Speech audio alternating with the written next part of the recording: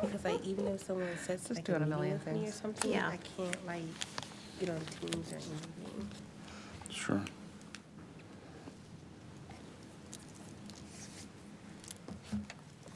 Because actually what I would recommend that we do is just install the app and use the app instead of just the web on the iPad. Excuse me.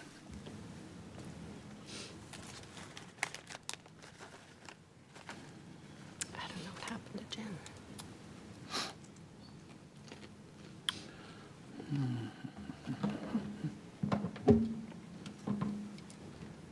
Hi, Z. Hey, bro. How you doing? Good, how are you? Good. Good evening, how you doing? Good.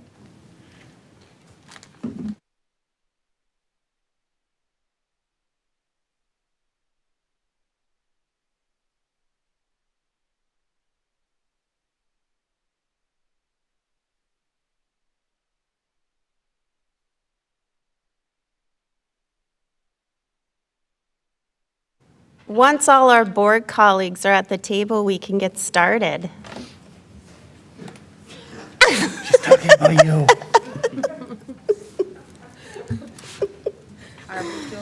Thank you for the hustle.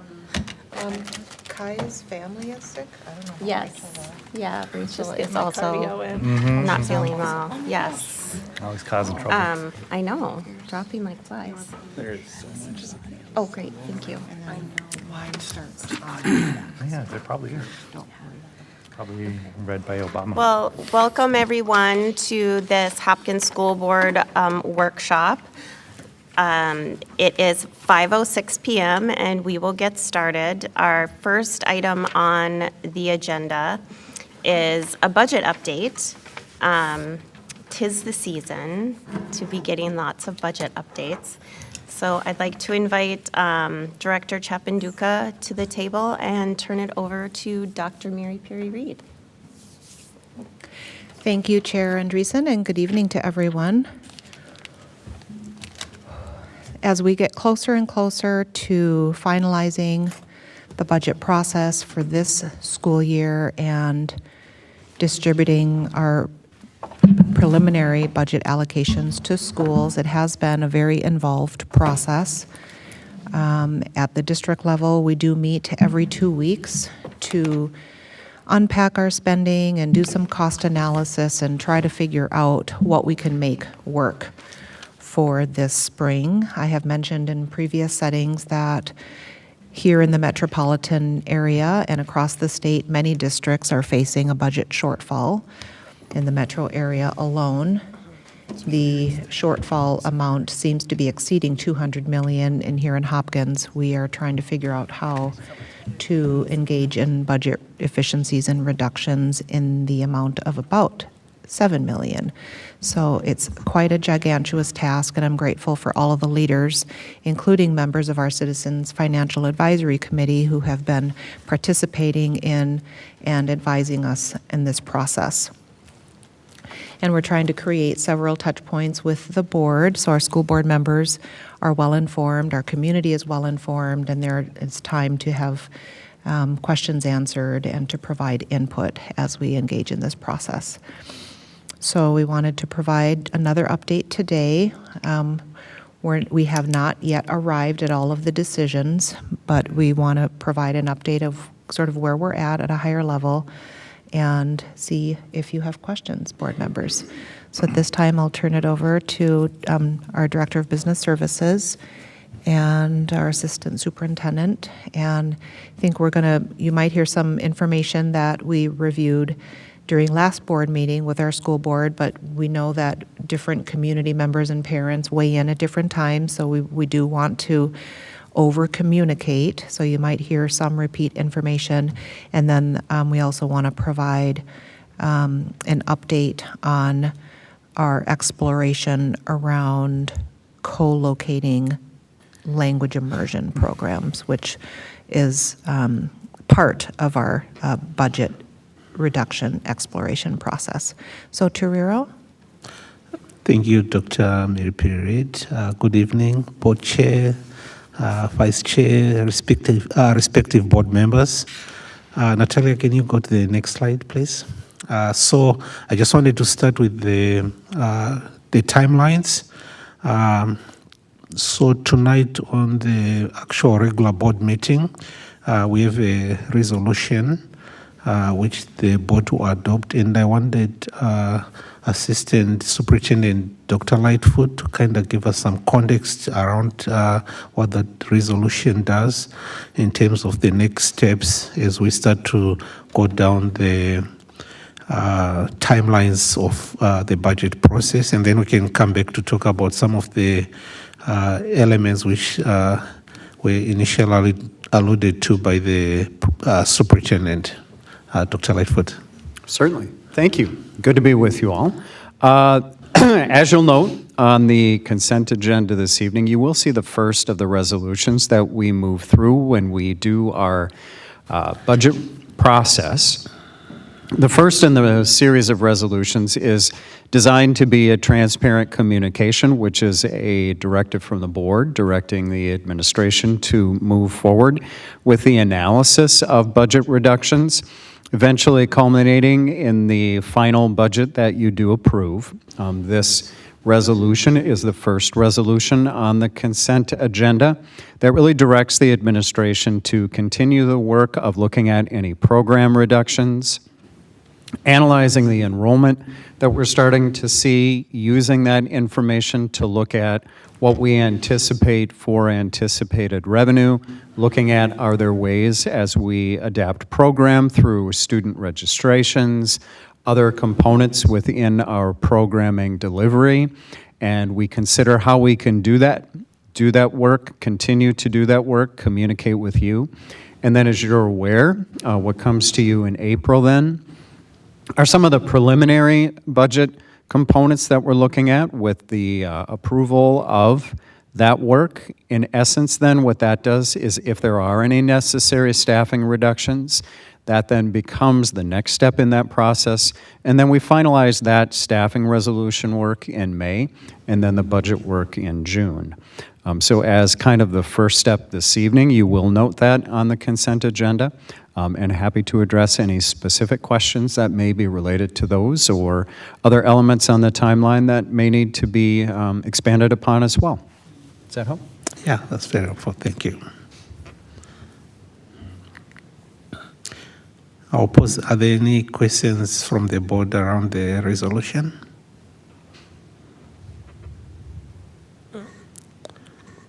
Any questions from the board around the resolution? I did just have one question, sorry, I just saw the word resolution, about, so this is something that if we are forecasting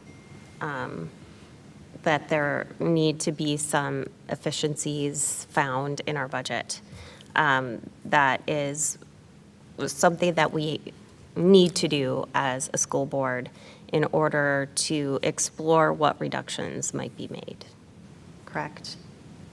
Correct. Thank you. Just wanted to make sure that the understanding was not that these are happening, but we're being transparent about giving the authority for administration to start looking into that based on the projected budget shortfall. Thank you. Any other questions? Chair Andreessen? Yes, Director I have Jean. a process question or a general timeline question. So I think 422 is when you will present like a first draft of potential reductions. Is that correct? That's correct. So on April 22, we'll do a revised budget for the current fiscal year, and then we'll also present a preliminary fiscal year 25-26 budget with some of those reductions, yes. And do you expect the 422 proposal to fully address everything, or are we still going to be, in the investigation mode? Like, are you expecting to be ready on 422, like with the total? Yeah, we've been doing some of this work for a while now. So our anticipation is at the system level, we'll probably be ready to present some of those reductions. But the work will continue in our departments and our buildings to tie out some of those elements. But at a high level, we should be able to present the preliminary. Can things change? Yes, some things can change between then and when the board adopts the final budget in June. Okay, okay. But, so we should be expecting close to having the 7 million figured out, not figured out, but kind of cited in as far as here's, generally what we're going to be looking at reducing. Correct. Is that right? Okay. And finally, will there be an opportunity to, I guess, I don't know, provide feedback or just be like, okay, well, you're touching these 5 things. Is there, a different avenue that we could, just kind of looking maybe for options potentially, as opposed to like, broadly, I'm sure you have some things that like must change or should change, but is there stuff that we could then, or community as well, be like, okay, here's the, we pick like 3 of these and we get there, right? And so what 3 should it be? Is there going to be any choice? I guess. Yeah, I'll give the superintendent the opportunity maybe to talk about the communication plan and the feedback plan on some of those items we'll be talking about tonight and into the future. Okay. Thank you. Do you want me to address that right now? Sure. Well, I think to answer your question, the hope is that we would have some final decisions with board input by that time. And I think the challenge in terms of choices is it's been very tough for us to identify a long list of things that are available to reduce. So I'm not sure how much choice to provide, but I think we can give our school board and community a very good insight into some of the tough considerations that are at stake, if that makes sense. Yeah, I think that would, yeah, I think, yeah, basically, would be good to see the rationale, right, and kind of the, okay, well, here's why this is the best choice. I think that would be appreciated. Correct. Okay. Well, and That sounds along good. those lines, all reductions are interconnected. Yeah. Right? So it's not like a menu of options. It's not like I'll take the hamburger reduction and the fries reduction. It's like all of these things. If we reduce here, then that has implications over here. So there are all these threads that are connecting, and that's the hard work that our leadership team is doing right now, examining if we pull on this thread, what is the impact going to be over here, right? And so I think in that way it makes it obviously really complex for people who are trying to figure out these decisions right now. And I think it can make it confusing for our community who, if we are parents and caregivers, we're really invested in a particular program and a particular site. And so I think the challenge is to continue to look at the big picture, which is certainly our responsibility as the board. Mm-hmm. Thank you for that context. You can go to the next slide, Natalia. So at our last board meeting, our Citizen Financial Advisory Committee came to present to the board. I just wanted to actually reiterate some of the assumptions which were recommended by CFAC, which we have used as the starting point for developing the budget for fiscal year 25-26.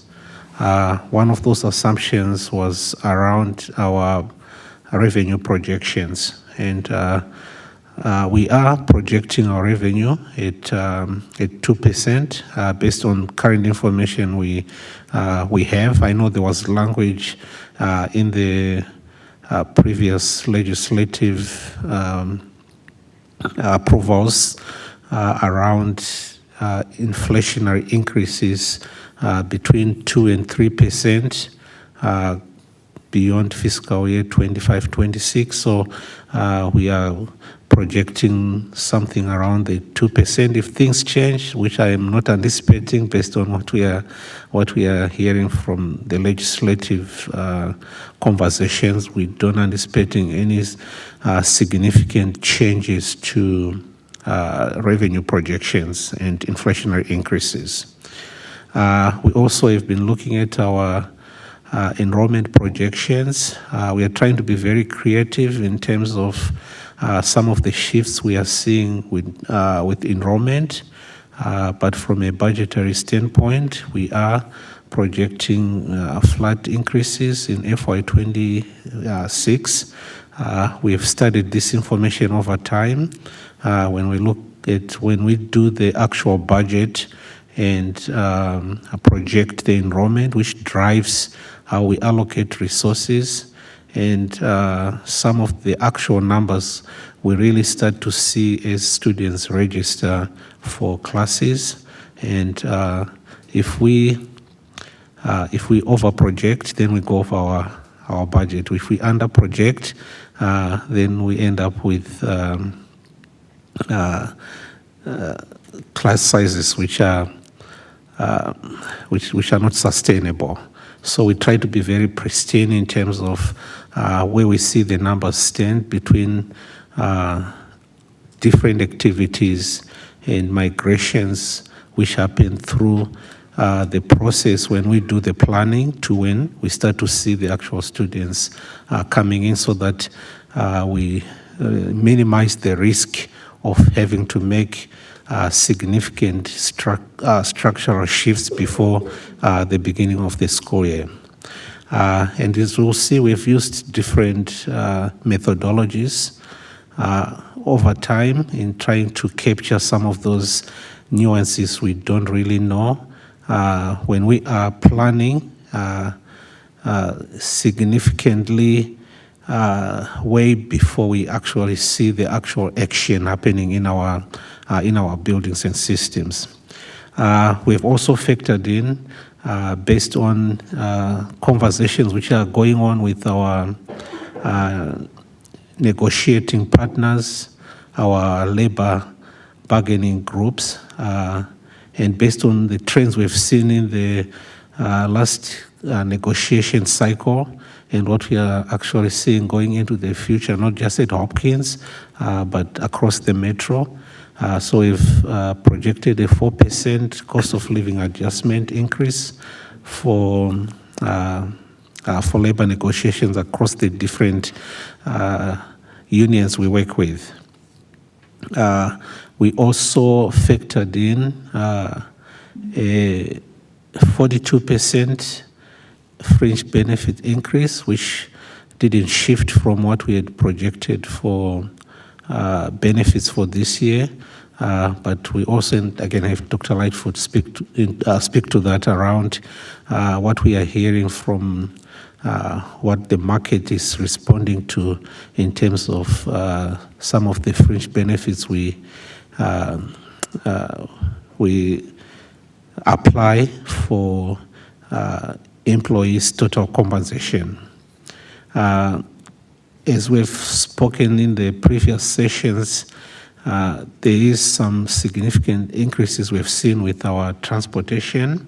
So right now we are currently working with our transportation auditing consultants. I had a meeting with them this afternoon just to take a first look at some of the discoveries and what we'll probably have to do to realign our transportation operations so that they are responsive to available resources in our system. So more information will be available as that report is getting finalized and the consultants are having conversations with different internal and external stakeholders in our system.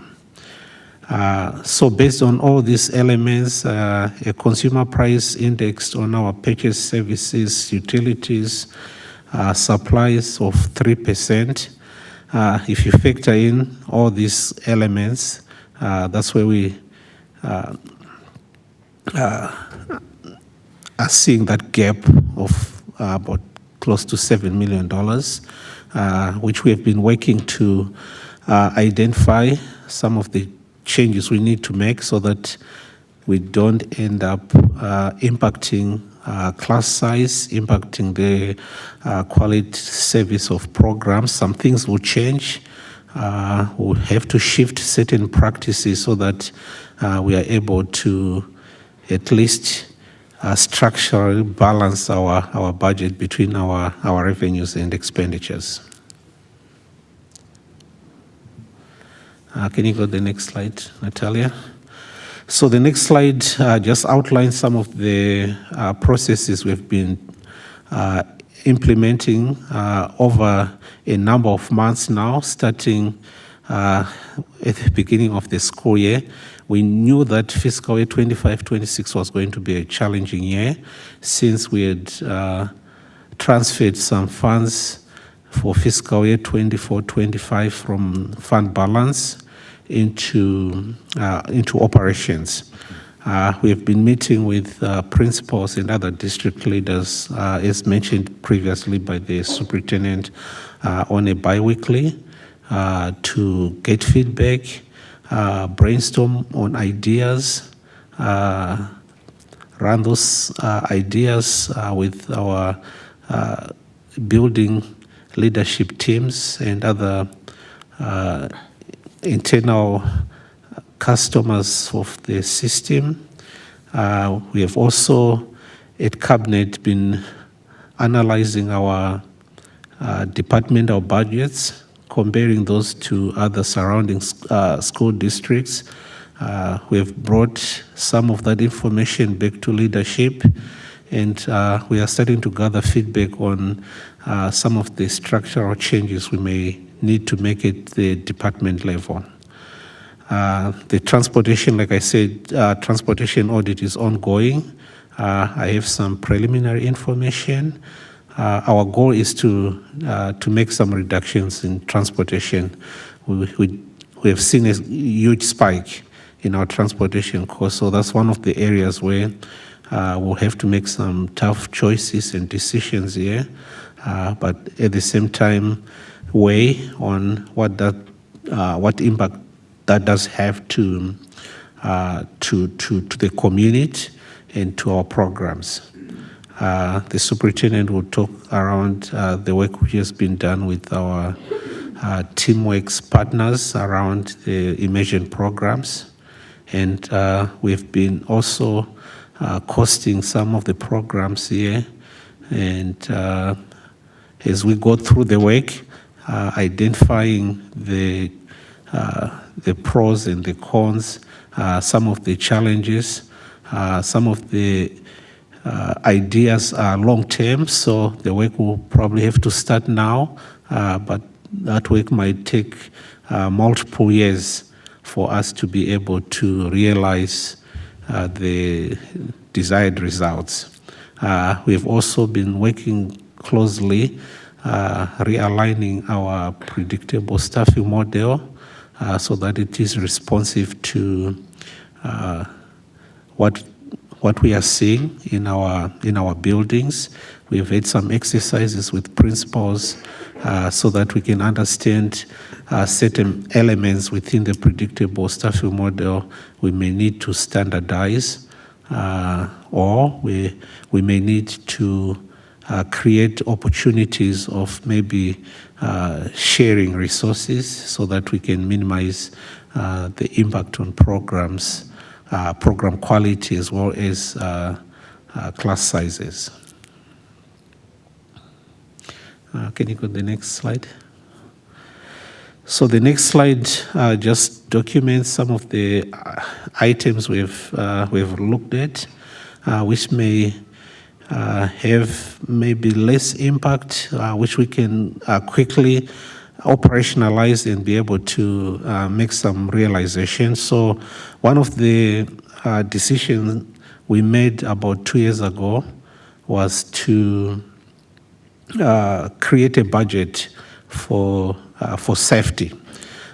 In the past, our safety components were kind of commingled within our buildings and grounds, and there wasn't really a specific line item which speaks to holistic school safety. So we started putting some elements together based on the report which had been researched a few years ago by a securities consultants who came into the district, and they've been working to make sure that the recommendations apply to our system.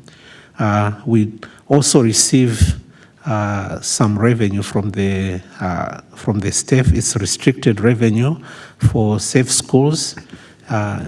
So during the pandemic, we have used some of those ESSA gear dollars to be able to address some of the needs within security. So we do have a pot of money which is restricted, which we can use in 2025, 26 to address the holistic school safety needs.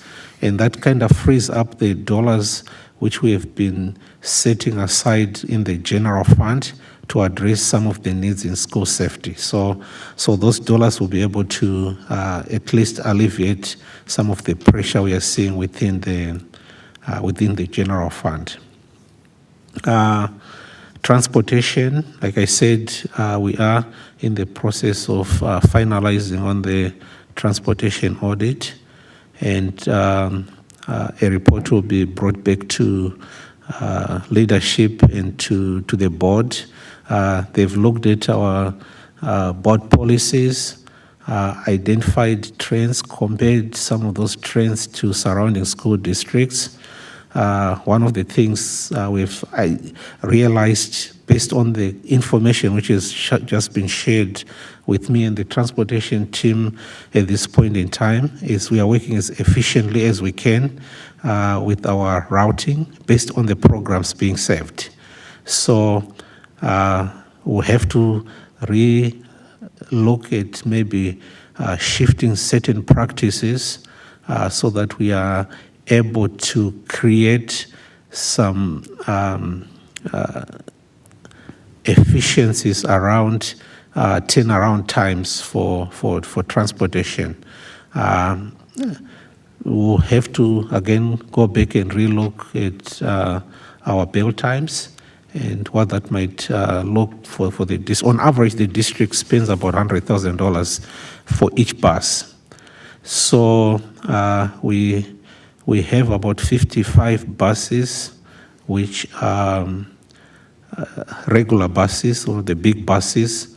We have about 32 buses, which are special education buses. We have about 29 buses, which are type 3 buses. And some of those, as we start to look at what has shifted in the last couple of years, we have seen some increases. And that's why we did that opt-in this year, anticipating that it will alleviate the number of buses we need to transport all our students. So we are looking at comprehensive analysis with the idea of finding solutions, lasting solutions which won't impact the quality of transportation, but which are realistic of the resources we have at this particular point in time. We are also looking at some shifts within our operations and maintenance. So our operations and maintenance department handles our custodial work. They also are responsible for a lot of the district's upkeep, including utilities. Our utilities are kind of centralized, but paid into the buildings and departments. We also receive some revenue, which is outside of our long-term facility maintenance, which is tied to operating capital. So we do have some restricted fund balance within those funds, which we can use to alleviate any capital outlays which may be paid out of the general fund for fiscal year 25-26.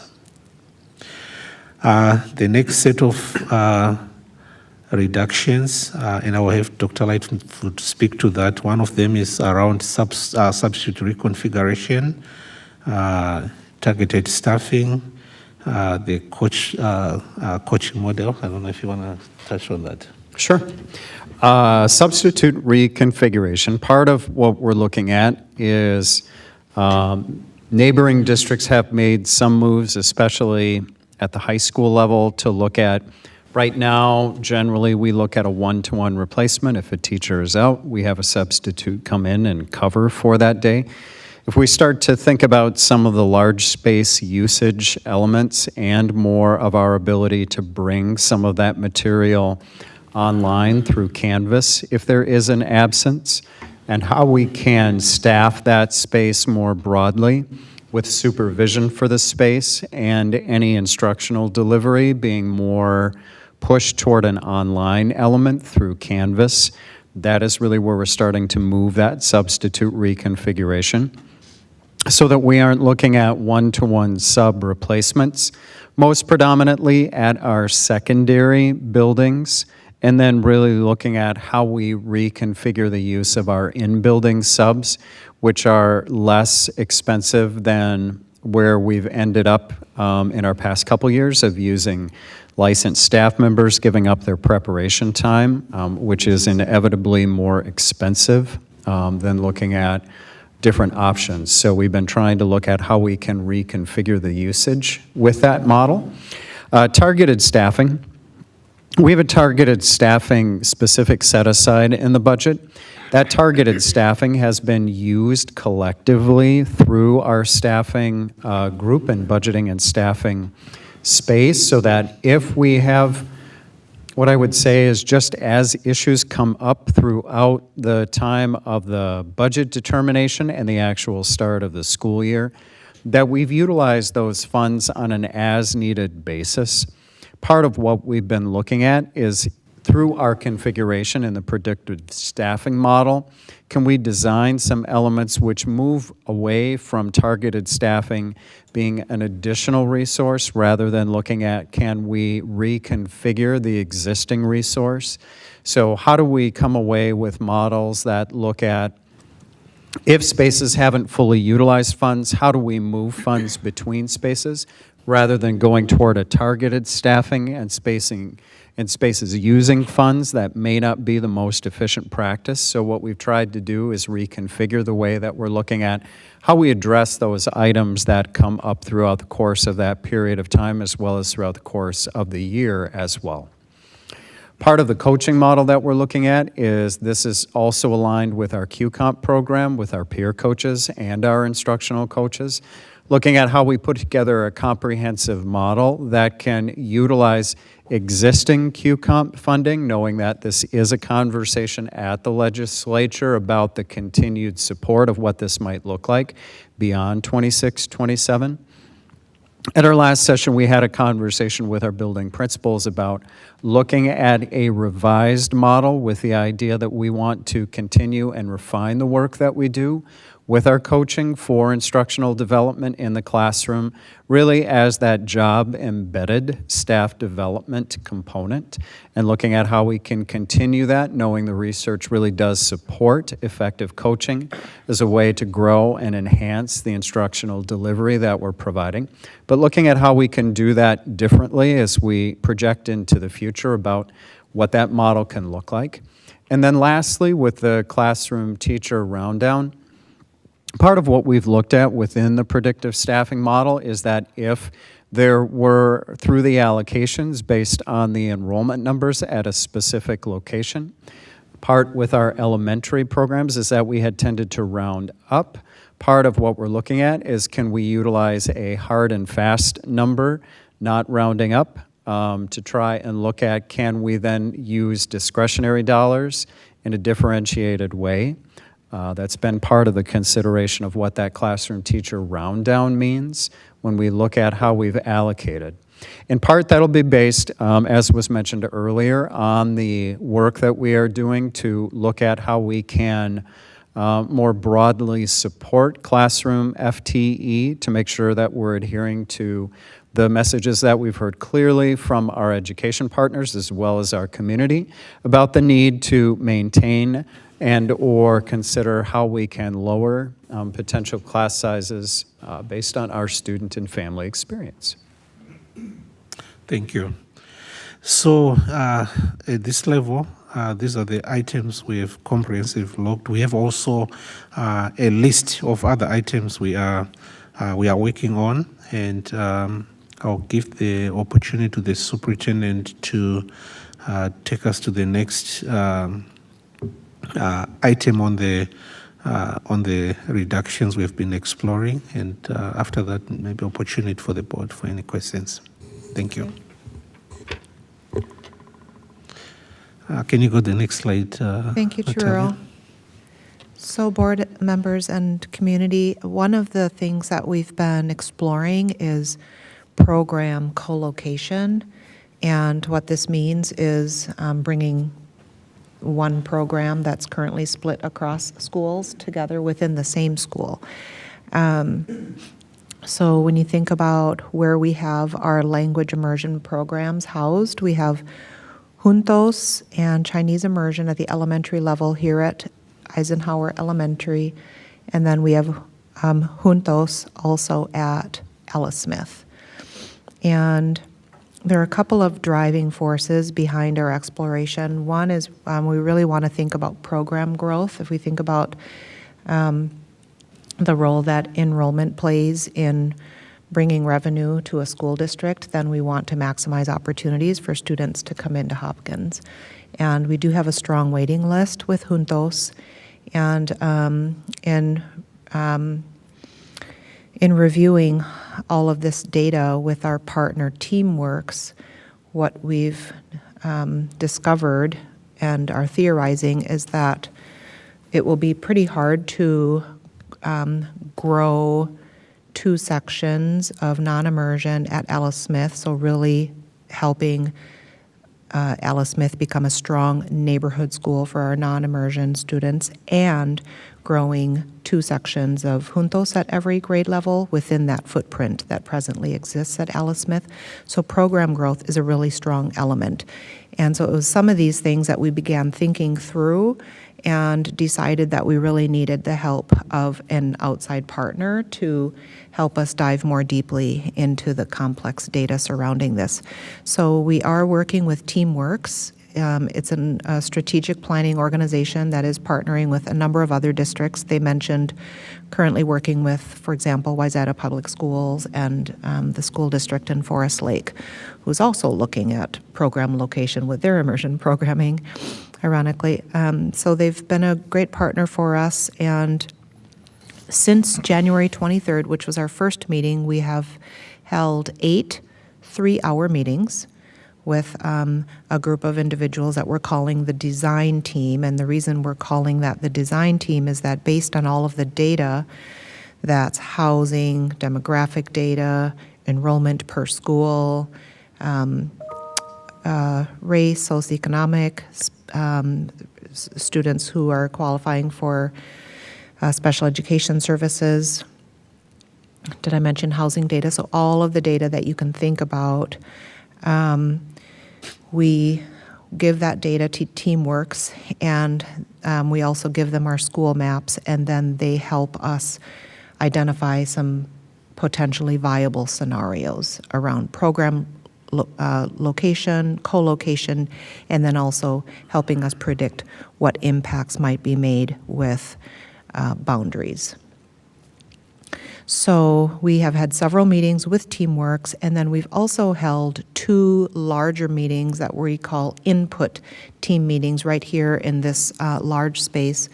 So on 2 occasions, we probably had maybe, 50 to 70 teachers, parents, and even a student came and helped us look at a few of the scenarios, giving us feedback. And so that's been sort of the structure of the process. And then on the slide, you'll see some of the things that we've been contemplating. So program growth is really important. Budget efficiency is really important. You can imagine that if we bring 2 thriving programs, so Xing Xing and Juntos, in the same building, and we're routing all of our buses to 1 versus 2 buildings, then that could have a transportation efficiency, and there might be a staffing efficiency as well.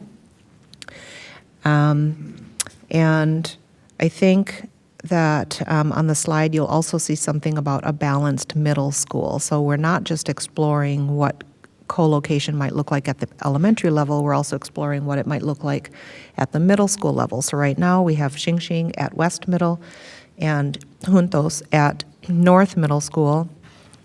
West Middle School is a school that has been enrolling just under 600 students year after year, and North Middle School is enrolling slightly below or above 900 students every year. So pretty imbalanced in terms of total enrollment. And another driving force in our thinking is wanting more evenly balanced enrollment at our middle schools. Smaller middle schools are harder to staff, and also at North, which is a larger middle school, we also need to create space for the longer open enrollment waiting lists that exist at that school. So balanced middle schools is another element that we're thinking about, and the way that these two things are connected. So for example, last night during our meeting, we talked at length about whether it is student-centered and family-friendly and what impact is there on staff if language immersion is co-located at the elementary level, but exists at two separate middle schools, right? That means that in fifth grade, then students are matriculating to do two different middle schools. And would it make more sense if we're co-locating at elementary, we also co-locate at middle, but then which middle, right? And there's a lot of feelings and a lot at stake around whether both would be at West or both would be at North. And then I think one very significant element in all of this is when you reroute or move a large group of students from one school to another, then you're talking about boundary impact on other groups of students. So boundary impact on Glen Lake, boundary impact on Gatewood, boundary impact on Tanglin students, because we need to consider total enrollments at all of these students. We need to consider not creating racially isolated schools, so schools that are 20% whiter or more brown and black than the district average. And so those considerations have been very important to us, but also to the large group of folks that we brought in for the input team structure. And so at this point, we wanted to provide this update to our school board and also to our community that we have been engaged in this process. It's been a very truncated process. We literally started at the end of January, and here we are nearly the end of February, so just a month looking at a number of these scenarios. And when you see all of the maps and all the walls, it looks like we've been, at this for maybe a year, but really it's just been a month's work of work. And we had a very impactful dialogue last night, really thinking through the amount of change that our system and our families can absorb at this time, whether or not we're confident in the viability of one or more of these models, knowing that we haven't yet had time to cost the most viable models, and our community needing to know, well, how much money would you actually save if you do scenario A versus scenario B, right? And we're also at a juncture in our budgeting process where our schools and our principals are waiting for their preliminary staffing allocations, and we have decisions to make. So there was a really strong sense in the team last night that we don't have enough information, nor have we provided enough opportunity for family and community input to make a decision for next year. It does seem that if we made a decision for next year, it would feel rushed, and we would then be packing a lot of work into a season when we're already juggling quite a few other important things. And we want to treat this with the delicacy and thoughtfulness and intentionality that it deserves. So we are, with our help from our Director of communications, we are putting together an update for our community, just saying, look, here's what we've been looking at. We told you we might make a decision for next year, we might wait a year, or we might not make a decision at all. Right now, we're crossing one of those off the list, which is we're not making a decision for next year, and we'll communicate that with staff and students. And we are going to continue engaging in this exploration process because we need to figure out if there is a significant cost savings, and we need to figure out if there is a way for us to co-locate in a way that doesn't cause detrimental impact to families. Knowing that, for example, bringing elementary juntos together will have a positive benefit on student learning because those teachers will be in the same space collaborating, as an example. So on that slide, you'll see a few things that we know or have recently discovered, and also a few things that we hope to continue to learn. We will put out an update to our community, hopefully within the next 24 hours. And yeah, just wanted to provide you with an update and just see if you have questions. And this is a really hard thing because people are very attached to where they go to school, to their school identity, what has been built over time. And we want to treat that with respect, but also do what's best for our budget now and for long-term sustainability as well. Thank you for that update. Is this a good time to ask for questions? I think this was the last slide. Yeah. Okay. Great. Any comments or questions? Chair Andreessen, can I ask a question? Yes. What are some of the main concerns that we're hearing from community and family around the switch to the co-location? Well, it depends on which community, right? So, for example, elementary juntos, some families feel that maybe being part of a larger immersion school with other juntos families, so coming to Eisenhower, would be ideal. Some juntos families feel, look, I'm at Alice Smith, I really love this school, I've grown attached, this feels, I want this to be my child's school. Okay, there's also some concerns that families and staff have around the impact on non-immersion students here at Eisenhower. So if we brought juntos over from Alice Smith, then would we build out more classroom space so that we could house juntos, Xing and non-immersion here? Or would we have to relocate our non-immersion students, which do have a slightly to vary sometimes, depending on grade level, depending on year, demographic, than our immersion students. So then would those students be displaced? So there's some concern around that. I think at the middle school level, there's concern around, at West, there are folks both in West and also some of us here who feel like we need to urgently think about how to help that school not be such a small middle school, right? So if it served more like 700 or 800 students, we would be able to resource it more effectively.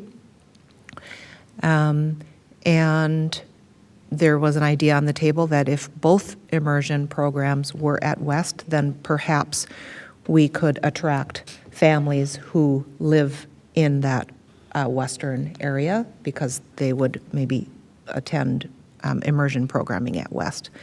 And then if you look at our families and stakeholders at North, then, Juntos has been at North for a very long time. And folks are very proud of their program, the program that they've built over time, and don't necessarily want to relocate to West. So we haven't yet solicited feedback from our non-immersion elementary students who might have a boundary impact, right? But of course, there would be some concerns that those families and staff would have around needing to be relocated to a different school. And then if we made the change in 1 year and all of the students impacted would then attend a new school the next year, we could probably experience an immediate financial savings, but the friendlier approach is phasing it over time, which takes longer, and you're not realizing that immediate financial savings. So there's a lot at stake. I'm not sure. My brain is trying to list all of the different reasons. Are there some other things that we've heard that are worth mentioning? I'm going to look at my list here. Yeah, I think you hit the major ones that were part of the work we did last night.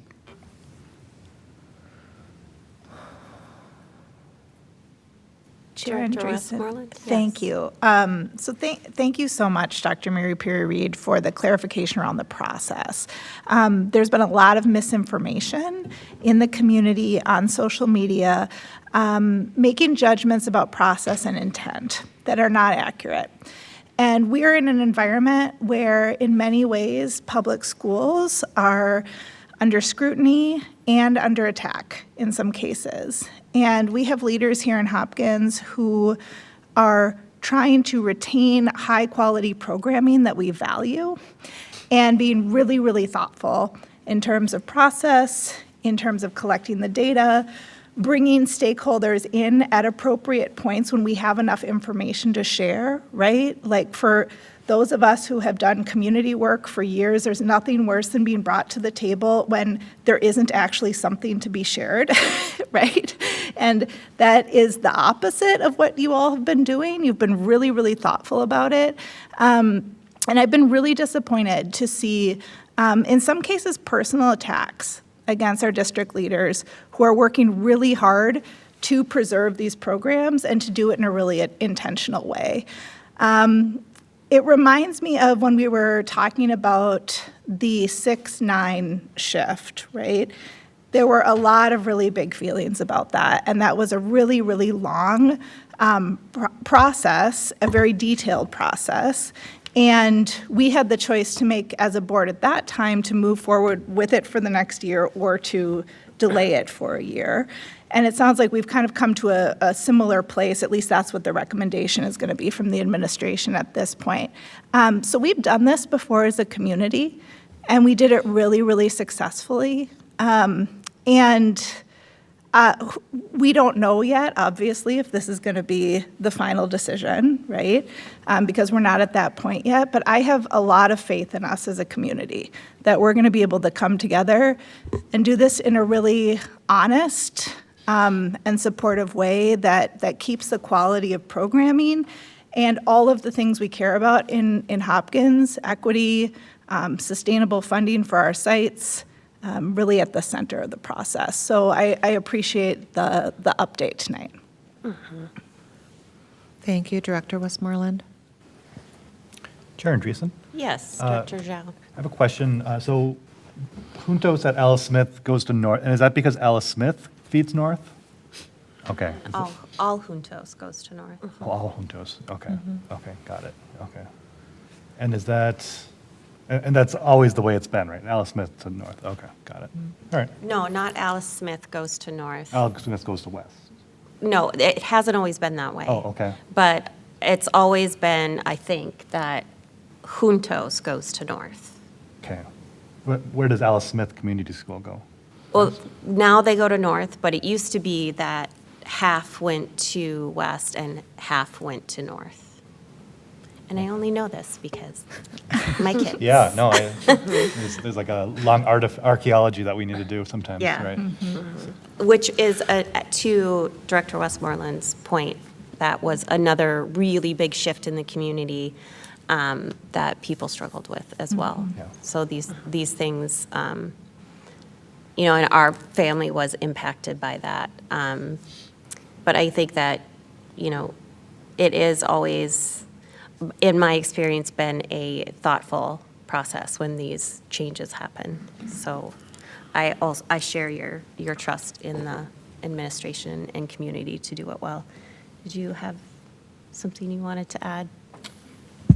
Yeah, well, thanks for calling on me. I just really appreciate the context that our superintendent, Dr. Mary Perry Reed, went into to walk the board members through, that this is not an easy decision and that there's still no firm decision. And I mean, I don't want to simplify it, but I think sometimes in my head I'm trying to understand some of these big pictures and it just sounds like more of a supply versus demand. But again, I'm not in the weeds of it, but that's what it sounded like when the presentation was going through and then Dr. Mary Perry Reed was walking through, and it basically, I know we're looking at the budget, so I think it would just definitely be helpful for me, like if that's how, like if I'm not viewing it the right way, then please, I'm humble enough to know that I'm not that smart. So, that's how I'm interpreting the data based on what I was hearing, is that to keep this program growing and to hit some growth targets is really a supply and demand issue, and we're trying to ensure that we're not overstacking like north versus west, having not as many bodies in it at a given period or into the future. But again, please correct me if I'm misunderstanding the presentation. No, I think you got it. It's about balance and sustainability, about program growth, about what's best for students, and there are multiple scenarios that generate experiences that would be good for students, and we're just struggling to figure out how to honor what's been built while also realizing a potential cost savings, if there is some, and if we can implement well. And I apologize if you mentioned this also, but I think part of the other work that we've been doing is looking at the transportation alignment. Yes. And trying to think and knowing that that's been a high cost driver, that if there's a way that through this work that we're doing that we can also consider that as an operational impact, it'd be another element that we want through our audit process to be keeping in front of us as well. Do you have, one quick question. On slide number 5, for the budgetary reductions and realignment, is this in priority order of things to tackle or things to look at? Or is this just like holistically, this is everything we're looking at? So it's not everything we are looking at. So those are some of the ideas. The ones we've just included on here are ideas which we feel we can easily operationalize and be able to make some realization of cost saving without really impacting the quality of service in buildings. So we definitely need to make some choices here around how we want to go about it. At the same time, if we say we are cutting $1 million in transportation, we just have to figure out like what does that look like? What shifts do we need to make, whether it's with our bell times or whether with relooking at a different model with open enrollment? How do we make decisions around opt-in to give families ample time to make decisions around whether they need transportation or not? Thank you. Thanks. And thanks for transitioning to this slide, because that was also my question. I thought I heard you mention that there are other things that are being looked at. Are these kind of more of the longer standing ones that we have more information on, would you say? Yeah, I think there's some research we are trying to do. For example, we are also looking at our alternative learning centers, trying to identify some of the services we are outsourcing and how do we bring those back into the district. And that requires looking at the advantages and disadvantages of doing that, costing all those elements, and determining, okay, is this something we can do overnight going into next year, or does it require more planning in partnership with those school districts or alternative learning centers where our students are currently going, in partnership with our building leaders and staff. I did have a question, well, two questions. One of the first ones was the budget process, the assessing consistency and variability across predictable staffing models. I feel like each year we get lots of questions about the predictable staffing model. And not that you need to take us on a deep dive into that process again, but I think that our community members, I feel as if the more transparent we become about this budgeting process, sometimes the more confusing it gets for people. Like, I often say that I'm this way with coding, like I have just enough information to be dangerous. And so I'm wondering if you could give us an idea of how does that process work at the site level? What kind of transparencies do site leaders have with their staff? And I know, when I was a parent, I honestly never heard anything about the budget, right? But now I feel like parents are wanting that information and that level of transparency. So if we have some kind of way that we can talk about what that process looks like from your perspective. Sure. And I'll make this a partnership with the superintendent, Dr. Lightfoot here. So the predictable staffing model, I would define it as a resource allocation tool. So what we've done is over the last 3-4 years, we've been using the predictable staffing model so that we standardize how we are allocating resources to buildings. One, starting with enrollment, since enrollment is the driver of revenue coming into the district. We also use enrollment as the tool for allocating resources to buildings and to programs. So the first step is we determine the total enrollment coming into the district. And then we break it down by each building using those projections. And then we've developed formulas and ranges across our system. So the formulas and ranges apply to every building. And those formulas and ranges which are either tied to class size or tied to how many students do we need to be serviced by a counselor, by a social worker. Then we allocate resources. So we start with what we call a baseline, that if we want to open a building, how many, at least from a minimal standpoint, how many teachers do we need in that building?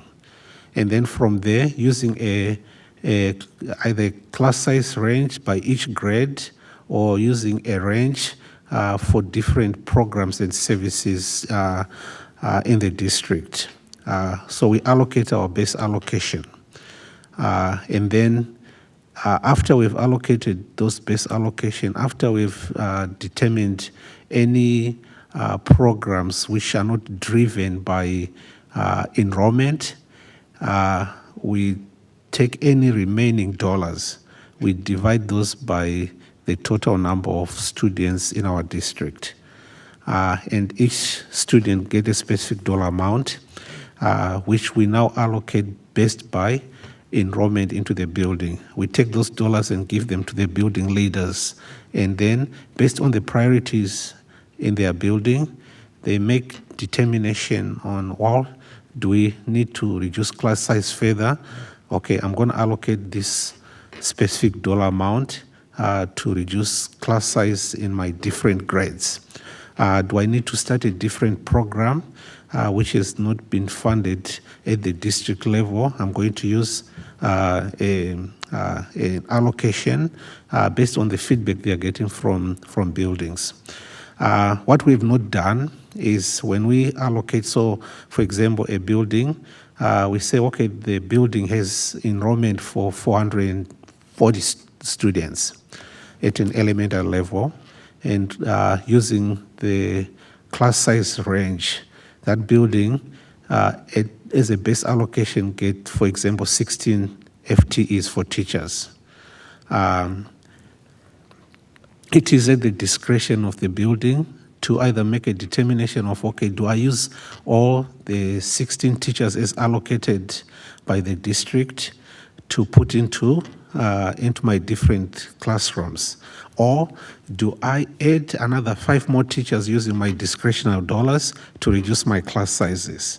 So one of the things we've been trying to do with some of the exercises we've been embarking on was, okay, at each level, at each building, how is the principal and their leadership team making decisions?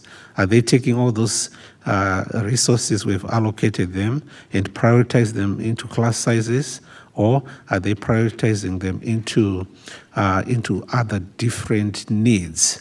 And then from there, we're trying to see if we can identify some themes and consistencies across the different buildings, like, okay, so this is what this building is prioritizing, the allocations they are receiving.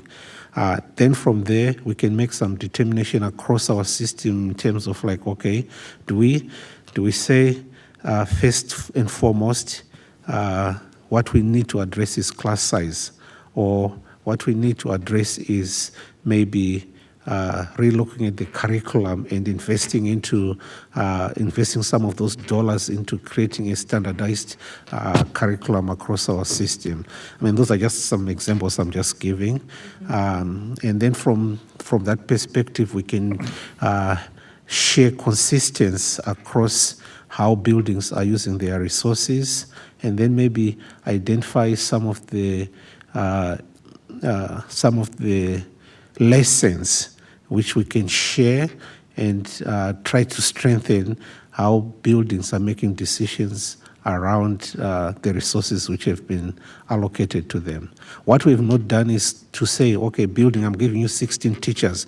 I'm going to sit next to the principal and make sure that you have used these teachers for A, B, C, D. We've not done that.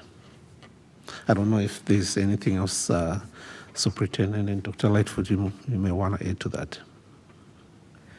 I thought that was a good overview. Maybe a couple things, because the consistency, at least in mindset and approach, are important, and we know that different buildings have different context and needs. But like at a couple of recent budget meetings, we invited each principal to make their thinking visible and kind of, with all of us, just talk through, okay, how did you use your discretionary? And then principals can see how each other, see into each other's thinking and identify some, like that's an unintended overlap, or I didn't know I could do it, the way that you're doing it, just to provide the space to have those insights. And then I think, like, we are trying to move toward, because I think what's bad for schools is, and staff and leaders, is telling people what to do, like Truro mentioned. But I've always called it freedom within fences. Like, we want our leaders to have agency, but we want there to be some consistency across sites so that when teachers and parents are comparing notes, it doesn't seem like it's just laissez-faire. And so we have been talking about, okay, we gave you 16 teachers. That means, like, you have to hire 16 teachers, right? Or we've been talking about, okay, everybody has a pot of discretionary before you buy an assistant principal, or, like, buy 15 supervisory paras. People aren't really doing all these things. But you need to deal with class size, right? Like figure out how much you can use from your discretionary to ensure that class sizes are where they should be, so consistency across elementary, middle, high, and also reflective of input that teachers have been providing, because principals should be partnering with their building instructional leadership teams in identifying where they think the recommendations are going to be for the building, and then providing that feedback to the building, and then getting input from teachers.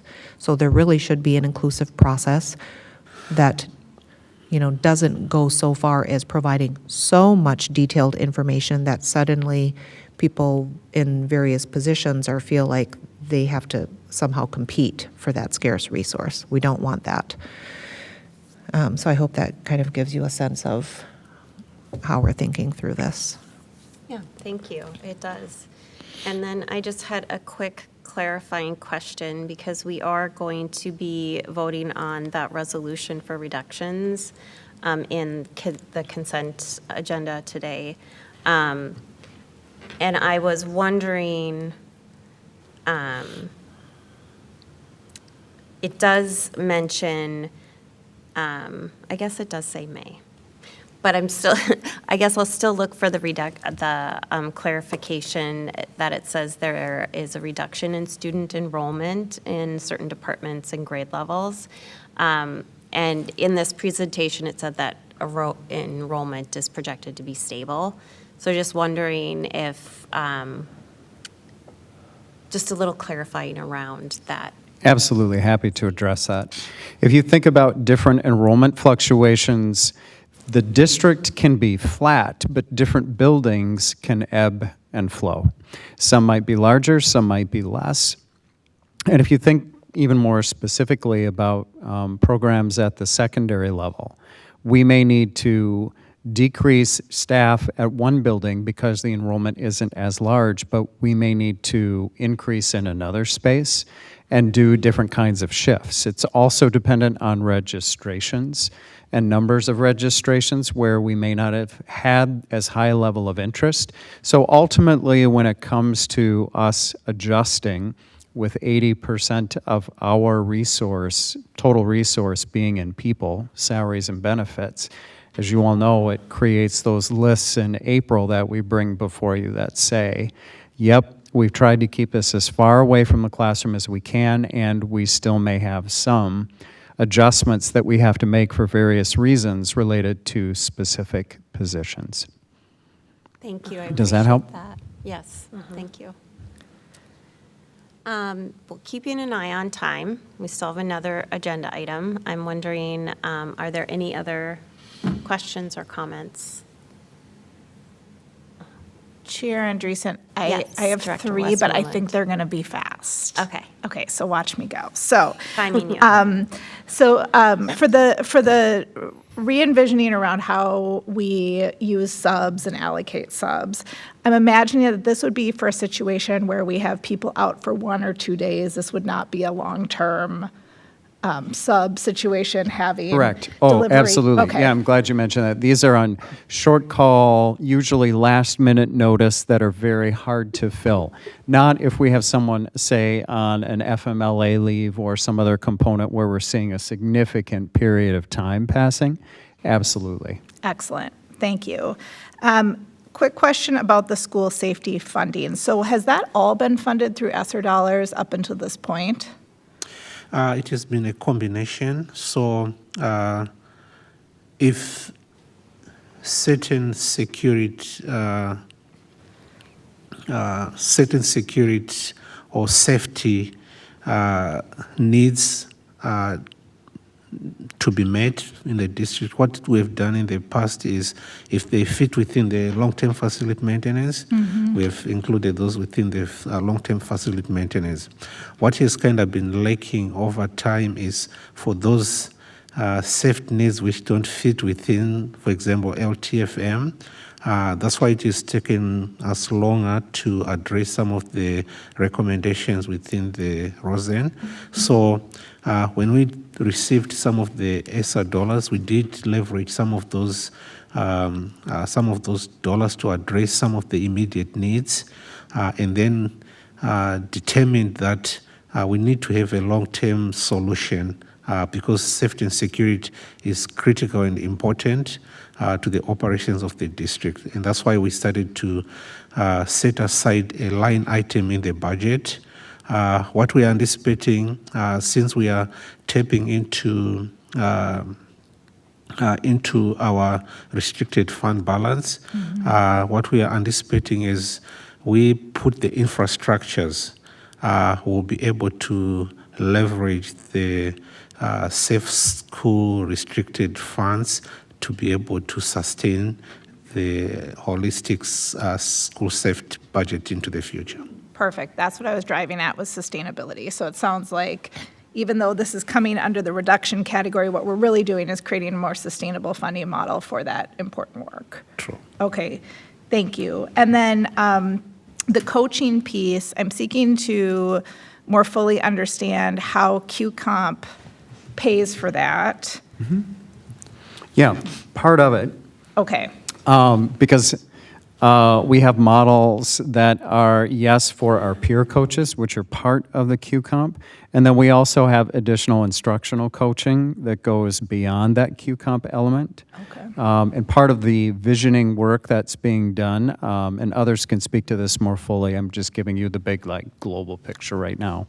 Part of that work that we're doing is reconceptualizing some job descriptions, looking at how we could utilize either existing models or look at how both could co-function.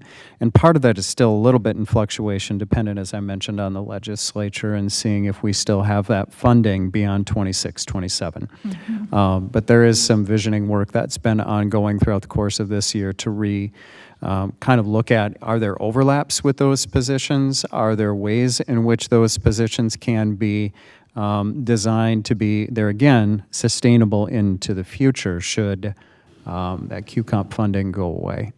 okay, thank you. So important work to set up a new model that's sustainable, and we should also be advocating to retain that QComp funding. 100%. Okay, excellent. Thank you very much. That wasn't too bad. Or 15. Okay. 4 minutes, 15 seconds. Really? Wow. Well, thank you I was both tracking. so much for being here and for your time and expertise. It's greatly appreciated. Thank you. Thank you. Thank you very much, Nick and Truro. So that then takes us to our school board goals for this year, school year 24-25. We are halfway through our year, which is hard to believe. So this would be an update on our goals, where we think we're at, what we can cross off, what we need to get done before the year is over. So with everyone's permission, I will just kind of read off our goals, the action items, and then we can all pitch in updates on what we've done to get closer to those goals. Does that sound good? So our first goal area is teaching and learning, and our key actions are the school board members will increase their understanding of how restorative practices and personalized learning are being implemented and evaluated in the district through workshop presentations, data sharing, and metrics of student success. Where do we feel like we are at with that?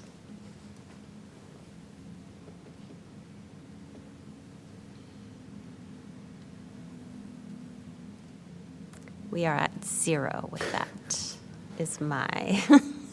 I am pulling up our goals so that I have them in front of me because I'm a visual learner. Sorry, that's the silence, not that I don't think we've done it. I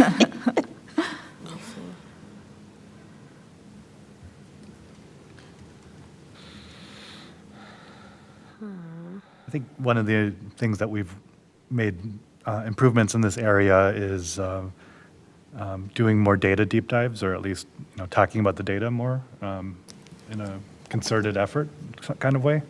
So I think that's certainly something that we've implemented this year, and I think we're tonight even going to be talking about.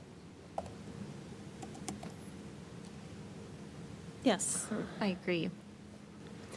I also think that that's something that we have done more, I just shared it with you, Jen. Oh, thank you. More in kind of a workshop here and a presentation there, and not necessarily a concerted, like, we're learning about this topic right now.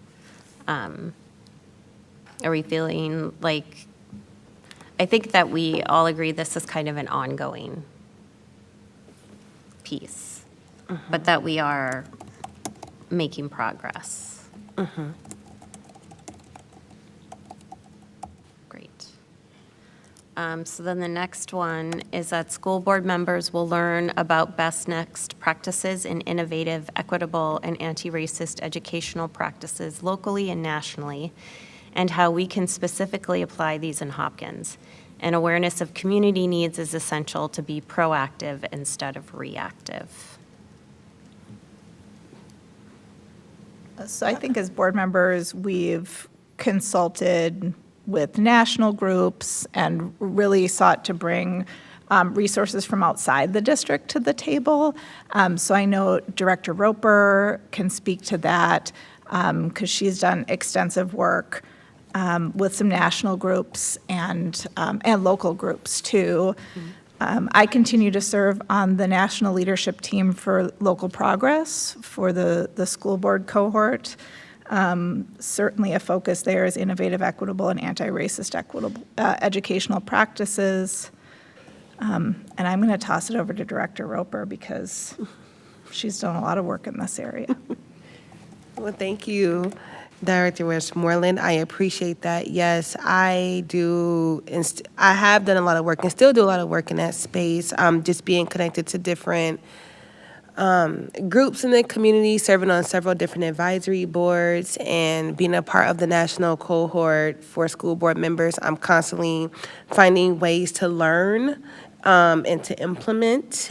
And I really appreciate your sentiments during the presentation, just about how the school district is doing like hard work, and how do we respond to community, and how do we effectively respond to community when our work is not acknowledged in a way that feels effective, or that feels that we're being challenged with with misinformation. And that is difficult. Misinformation is very dangerous for any work that anyone is doing. And so I'm learning how to respond and to be proactive to things of that nature through these experiences that I'm having. And so thank you so much, Director Westmoreland, for acknowledging that. We are a part of some of the same groups and conversations, and so we are learning. And I promise to bring as much as I can to the board when I learn. So. Thank you. I also attended the NSBA, I think it's CUBE workshop, which is National Equity Conference. And then I think that we're doing that work, specifically how it applies to Hopkins, by getting our equity audit updates, hearing often from Dr. Brown. And then I think, and in talking with other board colleagues across the state when I have the opportunity, I think that Hopkins, we hear from our community quite often. I think they feel comfortable sending us emails, approaching us, and talking to us. And even though it does feel intimidating, I think coming to the meetings. And so I think that helps us be aware of community needs. I think that we always need to question, though, who are we hearing from, and are we hearing from those in our community who have the most needs, significant needs. And so I often try and ask that question, and I think we do that at the board table. So I appreciate that. I'd also like to bring forward the work that you do, Chair Andreessen, with Dr. Mary Perry Reed to set the agendas. Because I think that that is a clear demonstration of our transparency. So instead of shying away from difficult topics that are coming up in the community and things that are challenging, those almost always appear on future agendas, right? So we're discussing them here at the table. We're providing an opportunity for community members to come forward and share their views. And so I think we saw a great demonstration of that tonight at the workshop. And all of that is intentional planning on your part and on Dr. Mary Perry Reed's part.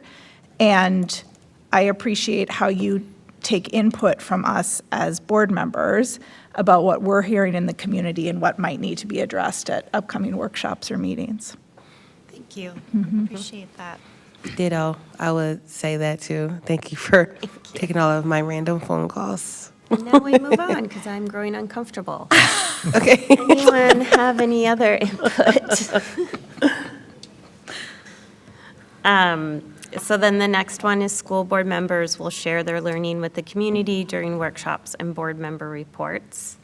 I feel that that is something that we do at every meeting and could be better. I often feel pressured to not give a report because the meeting has gone late. And I think that that could be, I think that I personally could do better on doing more of a report for our community. Anyone have any other input? Well, I don't think you should feel bad, for ending the meeting on time or sooner than expected. So don't put a whole lot of guilt on yourself. But, On time, what's that? no, but I agree. I think obviously we're all busy individuals and we're all, attending the same events together or, separately. So yeah, I think it's definitely interesting and unique to hear some of the groups that everybody is a part of, or some of the meetings that the colleagues have been attending, or even hearing Director Zhao being able to dance and show his artistic skills during a really during the Chinese New Year. So being able to hear that and understanding Director Roper participating as well. So that's if that's not being communicated, then that's sharing with the community. Like, we're more than just board members. We're actively in the community and doing stuff, and we're being seen, and we're representing Hopkins to the best of our abilities. Excuse me. Thank you. Anyone else? I think we made an organizational change that's helped with this. It's how we restructured our public comment. And I know we put in a lot of work trying to figure out, how can we restructure our public comment time to make it more equitable for folks, more responsive to our community members, and respectful of their time, right? And the structure we had before was that we would do public comment at the end of the meeting for items that were not on the agenda. And that contributed to me feeling either like I didn't want to give a report or I needed to truncate it so that I could be respectful of community members' time. So I think that organizational change that we made also relates to this point. I agree. One thing potentially we could, if we wanted to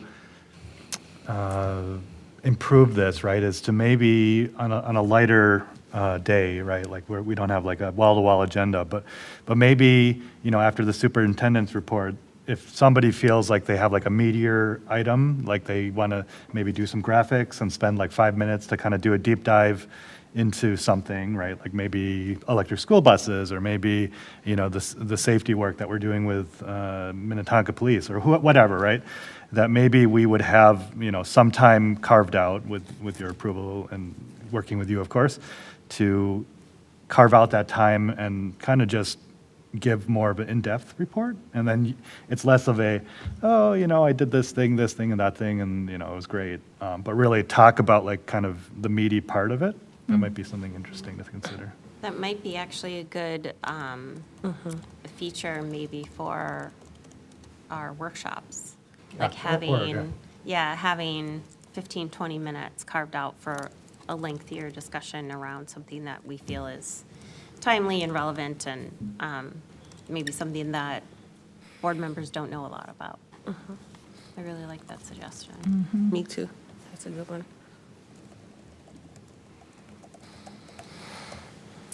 And then these are two new goals that I'm not sure where we're at on. So one is to create an opportunities and resources module that is accessible to all board members. Have we done that? Do we know? Okay, so it exists. All right. Do you mind sharing that with all the board members again, Natalia? Let So the record it- show that Natalia did her part. Yes. Has been created by the amazing Natalia. That's par, though. Right, exactly. Chair Andreessen, I have a question. Is this in alignment with like the event calendar that we were trying to initiate? So like board members can go to different events at different schools? I think that's at our, oh, were you saying yes? I think I combined all of it. You combined all of it into one? And sharing. I'll find it. Now I don't know what I called it anymore, but I'll try to remember. Okay. Sounds like yes. Okay. And I think that's part of goal area number 2.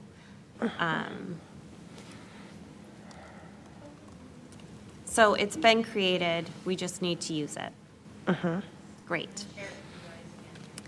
And then the second new one is post and implement a transparent action plan to respond to community concerns that incorporates the new position of ombudsman. I do not think we have engaged in that work. So that is to be done.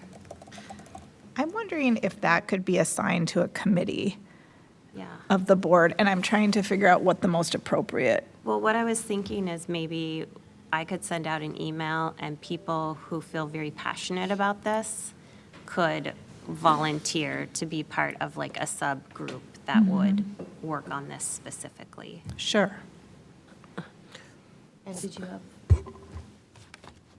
Just to confirm that we do have ombudsperson support being provided internally Yes. when a situation comes up, but you're thinking more of external support? Or if a parent/community member and a staff member have an interaction where they need support? Or what kind of scenarios are you thinking? I don't know if this was in response to a particular scenario, but I think we were thinking of, yes, that internal support, that it wouldn't necessarily be the board that is responding. I don't know, what are your thoughts?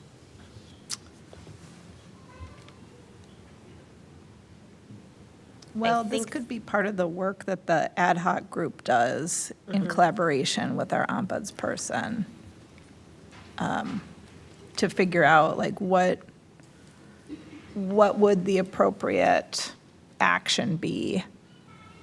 And maybe run through some hypotheticals, right? So I think we are going to create an ad hoc.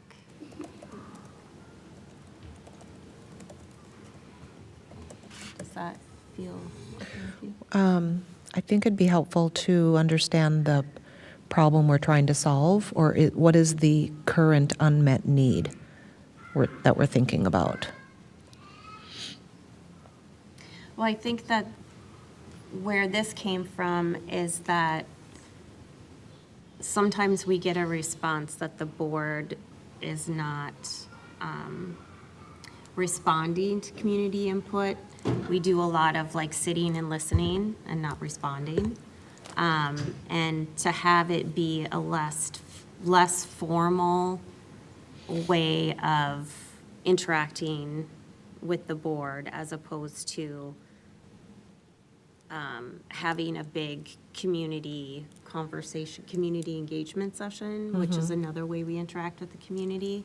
This would be more of a, I think, like kind of a one-off, if that makes sense. Or as, So maybe- yeah, kind of as needed. Yeah. Or maybe there's a board director that connects with the ombudsperson at the request of the board or at the request of a board member. And then support or engagement can be provided based on what that board member and the ombudsperson is discerning as the support needed or whatever. Because I think there's a variety of situations, so we probably just need Right. someone who's actually going to be the liaison to Dr. Brown, because he wouldn't necessarily, not everyone knows that he's our ombudsperson. And he would need to be looped in to any situation where that perspective could be useful. Is that what you're thinking? That makes sense, and we could spell that out in the plan. So I think the part of the work of this ad hoc group will be kind of, yeah, first of all, determining the model, like, is there a particular school board member who is the liaison? How do we determine who that person is? Is that part of our sort of like committee voting in January? You know, all of those questions, just process questions, and then that group could bring a plan back to the board at a future workshop in alignment with Dr. Brown.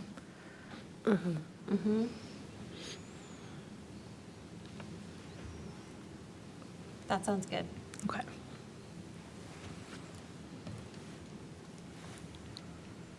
So we're at create an ad hoc to work out the details. I'm just gonna give us 5 more minutes for this, just because I'd like to give us a bit of a break before the meeting starts. So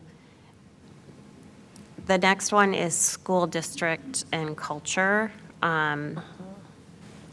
So the first one is the school members will pair up, and we've all done that. I know that we've all been paired up, and I am hoping that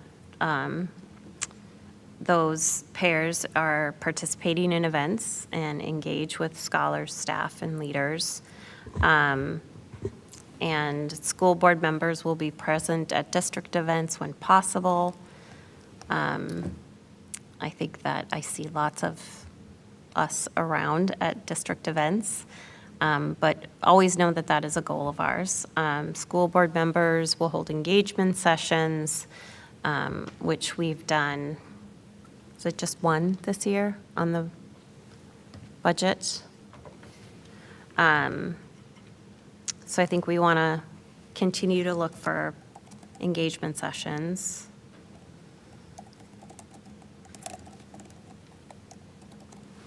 And then school board members will actively seek engagement of caregivers in board committee work and advocacy where caregiver input is critical. I don't know if that's happening in committee work. I think an example of that would be the survey around our cell phone policy.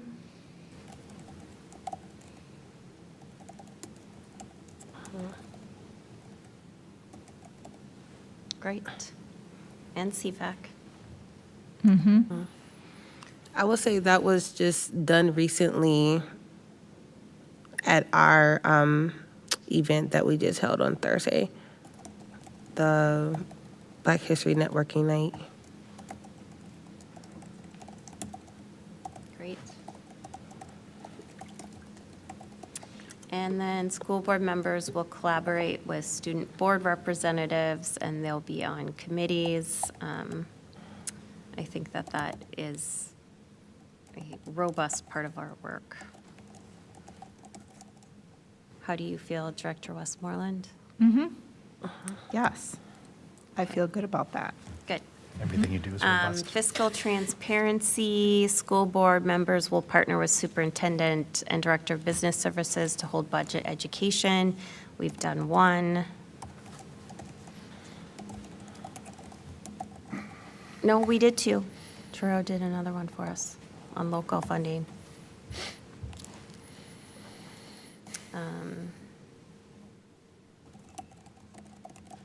And then we'll collaborate with Citizens Financial Advisory Committee and the Legislative Action Coalition that is done and ongoing.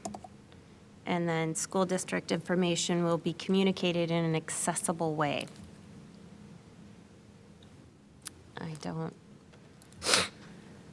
think that we put this on the website, yes? Okay.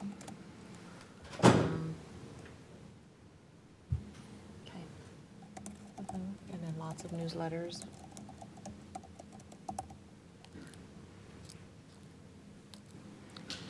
And emails out to community.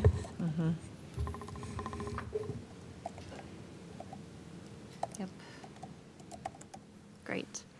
And board members will acquire an understanding of mechanisms of privatization and its impact on public school funding and share that with the community. I think this is more critical than ever. When we say share with the community, are we speaking of like hosting a district engagement session or like on our personal social media? Well, not personal social media, but like on social media sharing information about budget? I think yes and, Okay. yeah, both. I think Treasurer Hartland does a really good job with her board reports. Or, sorry, the treasurer report. She does. talks about it maybe not often, but enough.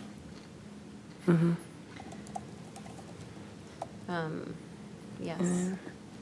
I know this is something the LAC talks about quite a bit.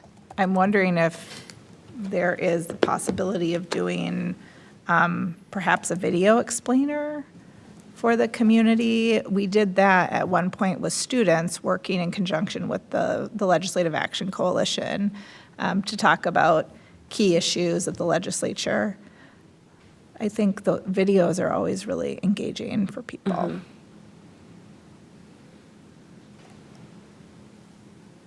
Okay, we'll look into that. And then policy transparency and understanding. The school board will hold a workshop on upcoming policy revisions based on legislative changes. Did we do that? I don't know. I think we did. The cell Cell phone. policy. Yes. Oh, yeah, yeah. Yeah. Wow. That's your favorite policy. It is. Ever. Above my bed. I also think, I know, I know it's not a workshop, but Vice Chair Ross does a really great job of pointing out when a policy revision is due to a change in statute, when we're discussing them at the table.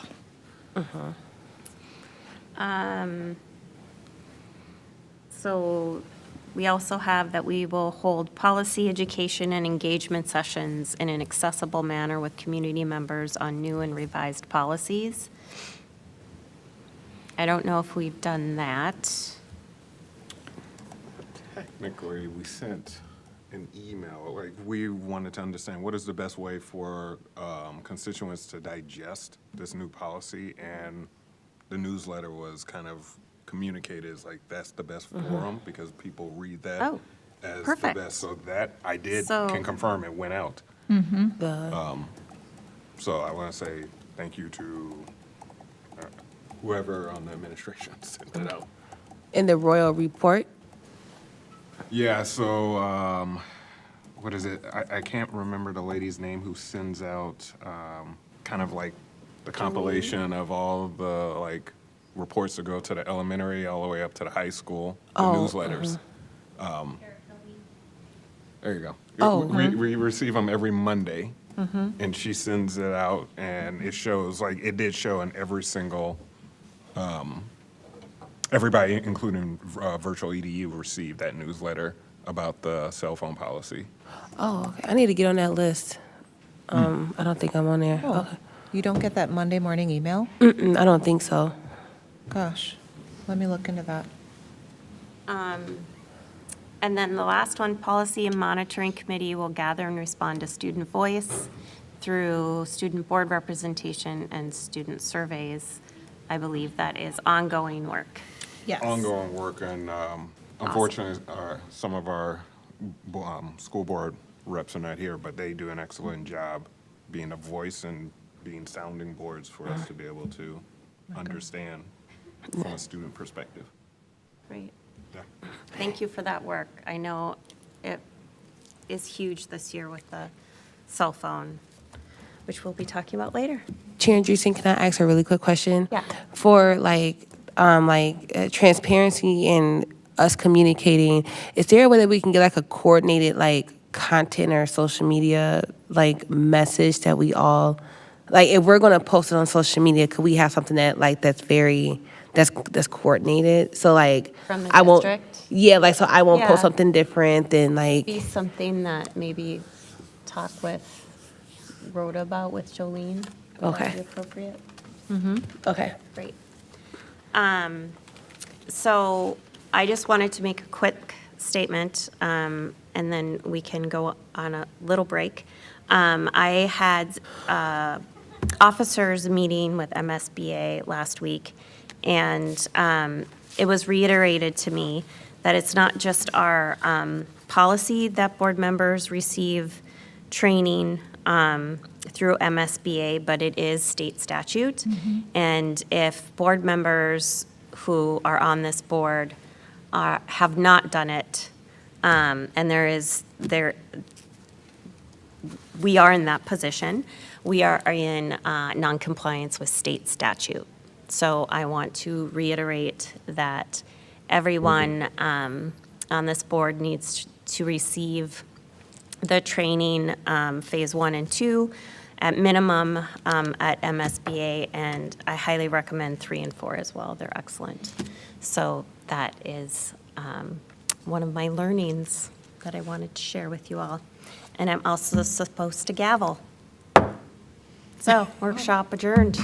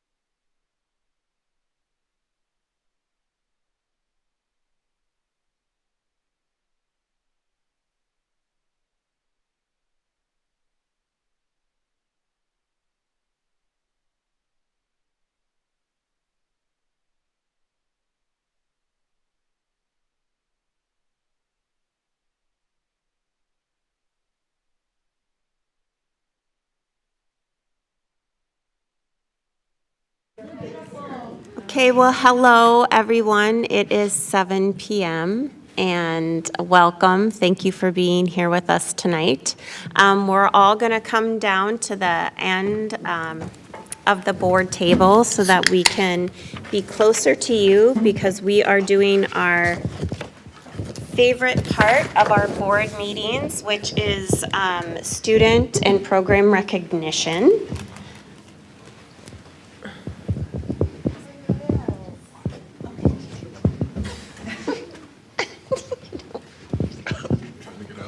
I'm giving you the certificates anyway. So I want to welcome the dance team, parents, and coaches.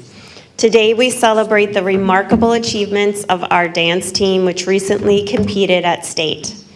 This is a testament to their hard work, dedication, strength, and talent.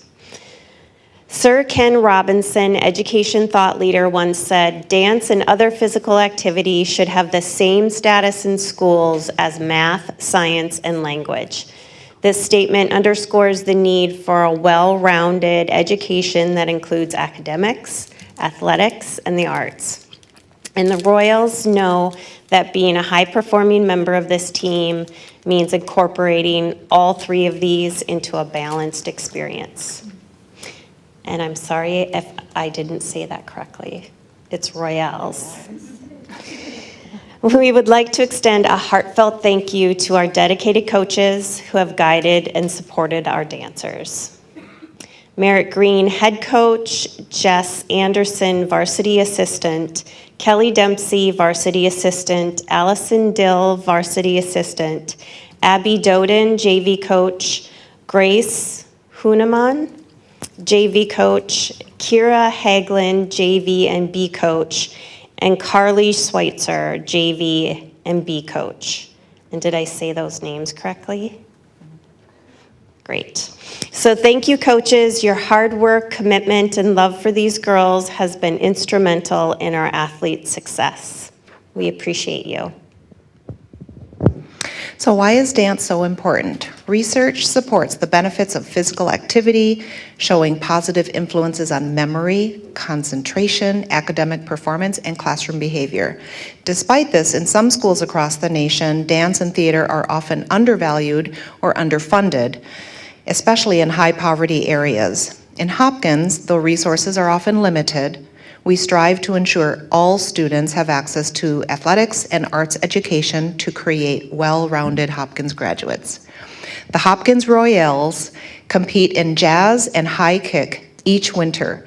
Head coach Marit and her assistants set a very demanding practice schedule and hold high expectations. Yet this coaching team balances their no-nonsense expectations with team building, school spirit, and confidence-building experiences that promote individual and team efficacy. If you've seen Jazz and Kick perform, you are sure to witness a level of athleticism, precision, poise, and fast-paced performance that require concentration, focus, and strong teamwork. Watching the Royals makes you want to go to the gym and work out yourself to be just like them. The Royals Jazz and Kick teams placed third in sections, making them eligible for state. Then at the February 14 and 15 state meet held at Target Center, Jazz and Kick delivered amazing performances, competing against 12 other teams, placing 8th for Kick and 9th for Jazz. We are so proud of the Royals going to state and doing so in two consecutive years. It's a big deal. Congratulations, Royals. And now it is our great pleasure on behalf of our Hopkins School Board and Hopkins Public Schools to invite our outstanding student athletes to walk down the Royal Blue Runner. So dancers, please go to the end of the Royal Blue Runner.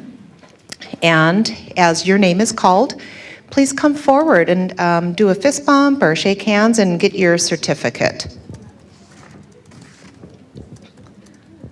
Okay, and there's 19 of you. I don't see 19, so we do have a few absent, but we have certificates for every single dancer. Lily Anderson.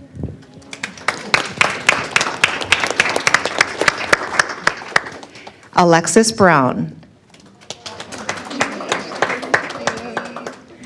Piper Dodseth. Sammy Elkins. Clara Hallberg. Sienna Hoy. Iris Kaplan. Adeline Casage. Is that how we say Adeline's last name? Okay. Erin Kim. Marissa Lee. Hadley Mangan. Olivia Neumann. Skylar Okerlund. Evelyn Palmersheim.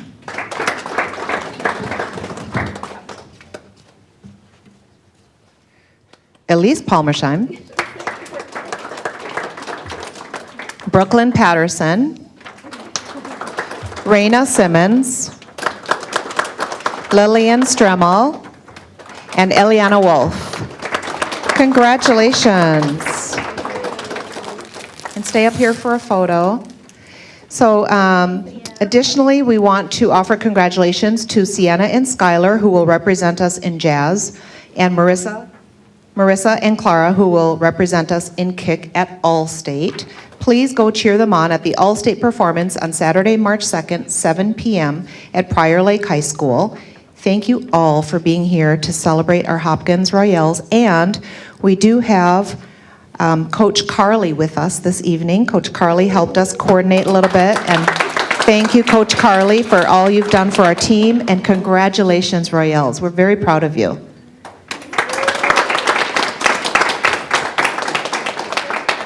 So, yeah, Coach Carly, come up.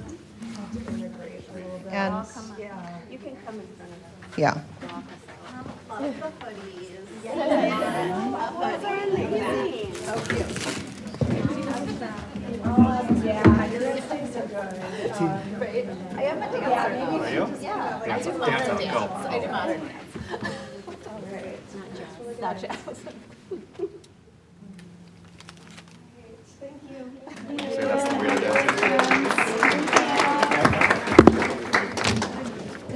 Thank you all for coming. You can stay for the board meeting if you'd like, or you don't have to.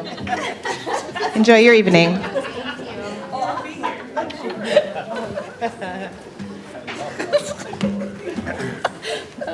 There's a reason I'm not on the board.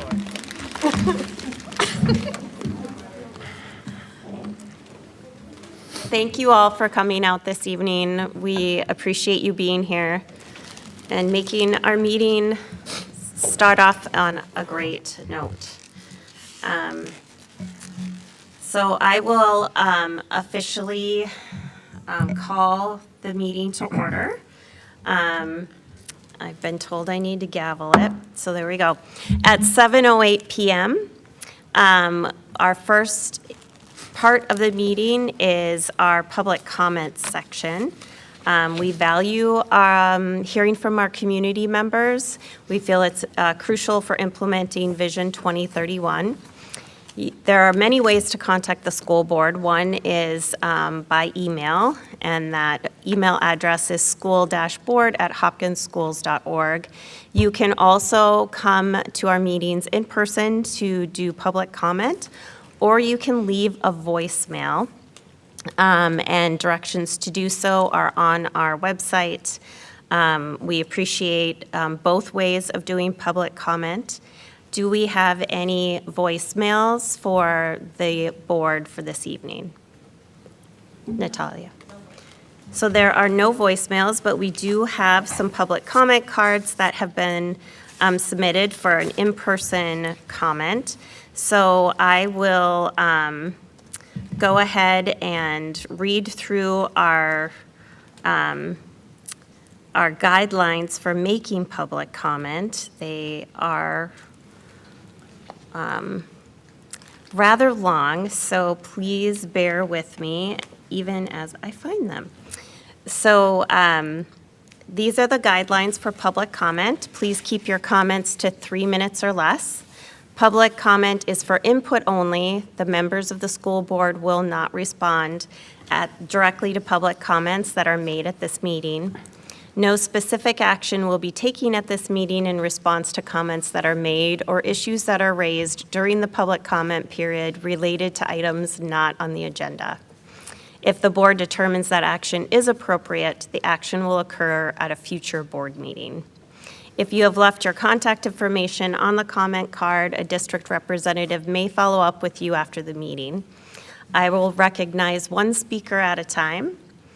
Only those speakers who are recognized will be permitted to speak. Individuals who interfere with or interrupt speakers, the board, or the proceedings may be asked to leave. Personal attacks on any individual, including any other speaker during the public comment session, are unacceptable, as are obscenities or profanity.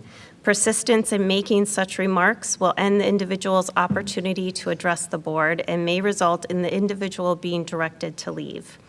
I will rule out of order any statement that would violate state or federal law, school board policy, or the privacy rights of an individual. Minnesota's open meeting law prohibits the discussion of private educational data during an open meeting. Accordingly, during the public comment session, no person may discuss private educational data on an identifiable student. The open meeting law also requires the board to close a meeting for preliminary consideration of allegations against an employee. Accordingly, community members who have concerns about an employee or want to file a complaint or allegations against an employee are encouraged to contact the superintendent. We ask you not to name an employee by name during your comments.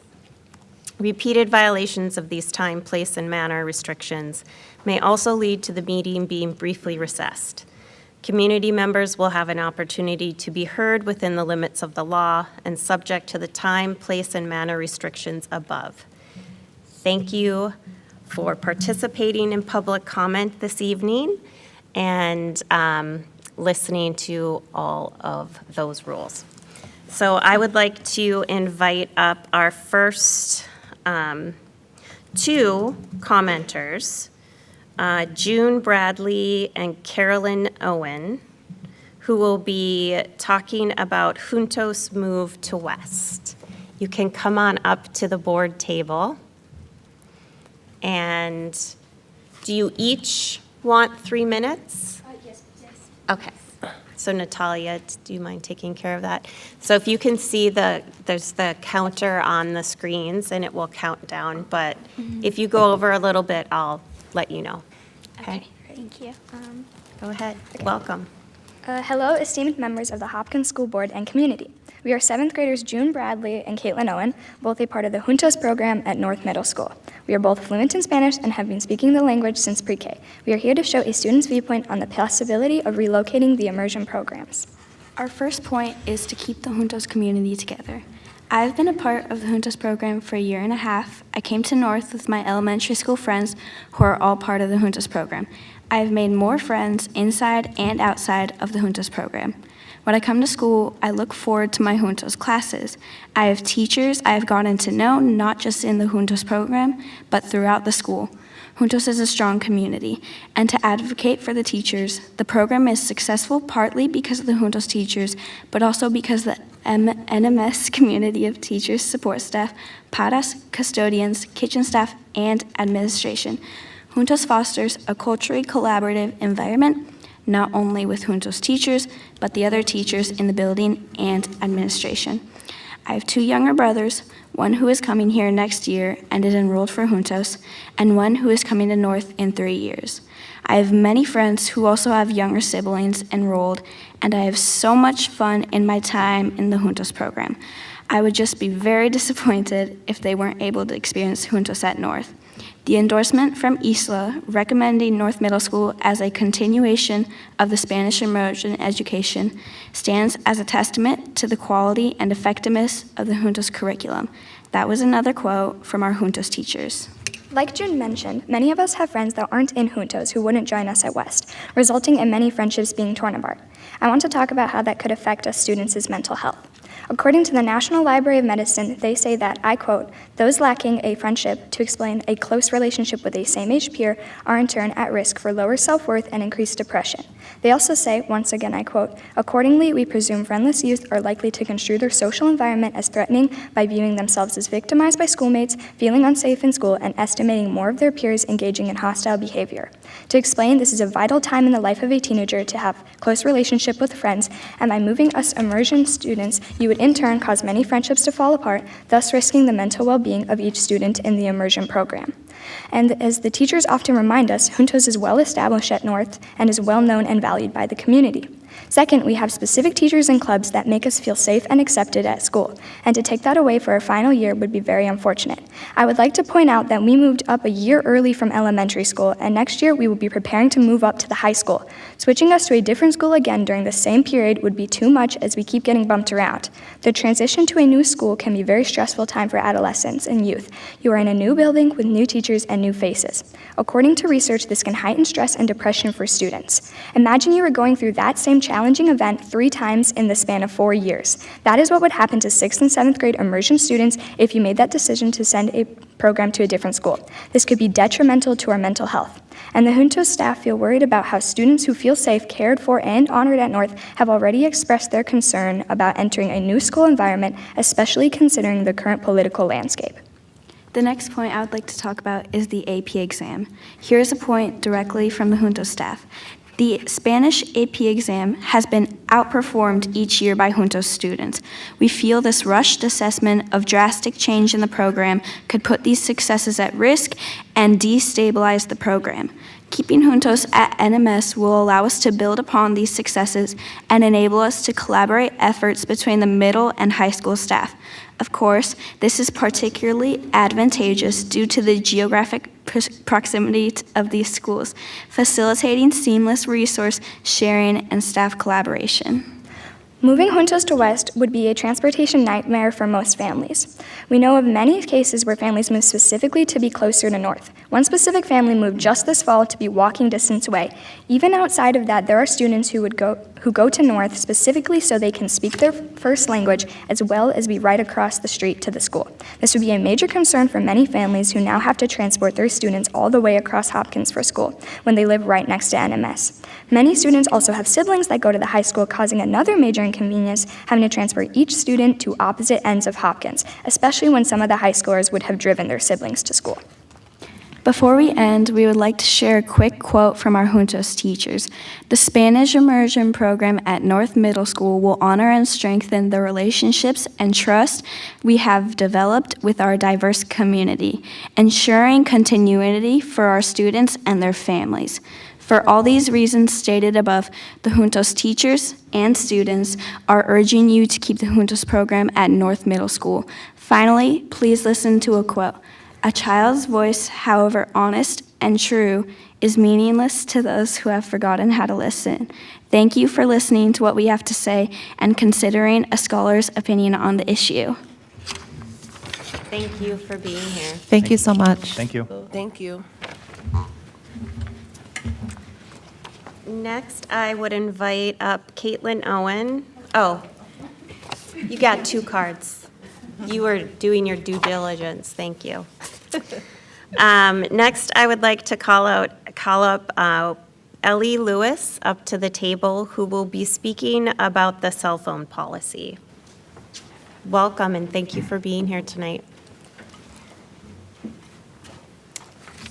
All right. As mentioned, my name is Ellie Lewis. I have a 5th grader at Meadowbrook and a 7th grader at North Middle School, and I appreciated the opportunity to review the draft cell phone policy in advance of this meeting and the opportunity to share feedback here tonight.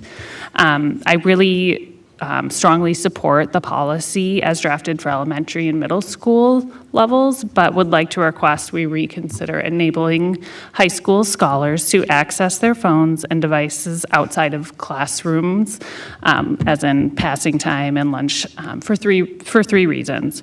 First, I really want to do all that we can to support our scholars' mental health. Numerous studies have shown a link between phone usage, particularly social media, and negative impacts to mental health. Anything we can do to minimize scholars' time on screens helps to mitigate some of these negative effects. We also know that rates of cyberbullying continue to increase year over year.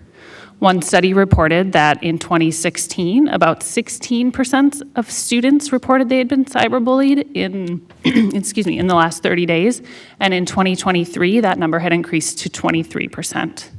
Enabling scholars to access their phones during passing time or during lunch presents increased risk of cyberbullying, particularly in the form of videos taken in school and shared broadly on social networks. Anecdotally, I have heard about this happening to students both within and outside of our district. Second, I want to ensure that our scholars can truly take advantage of the education they're receiving. Screen time has been shown to decrease cognitive retention, problem-solving skills, and attention spans. Our scholars already spend an incredible amount of time on screens, especially their iPads, for classes and for homework that they're required to do. Any amount of time that we can give them away from screens would be beneficial. And third, I want to ensure that we're supporting our staff. Enforcing these policies falls mainly on the shoulders of our wonderful teachers who already have incredibly difficult jobs.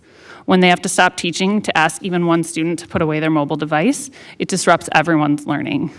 When scholars are allowed to have their phones out during passing time, it's more likely that they will walk into their classrooms with their phones out, requiring teachers to enforce the policy and possibly disrupt learning.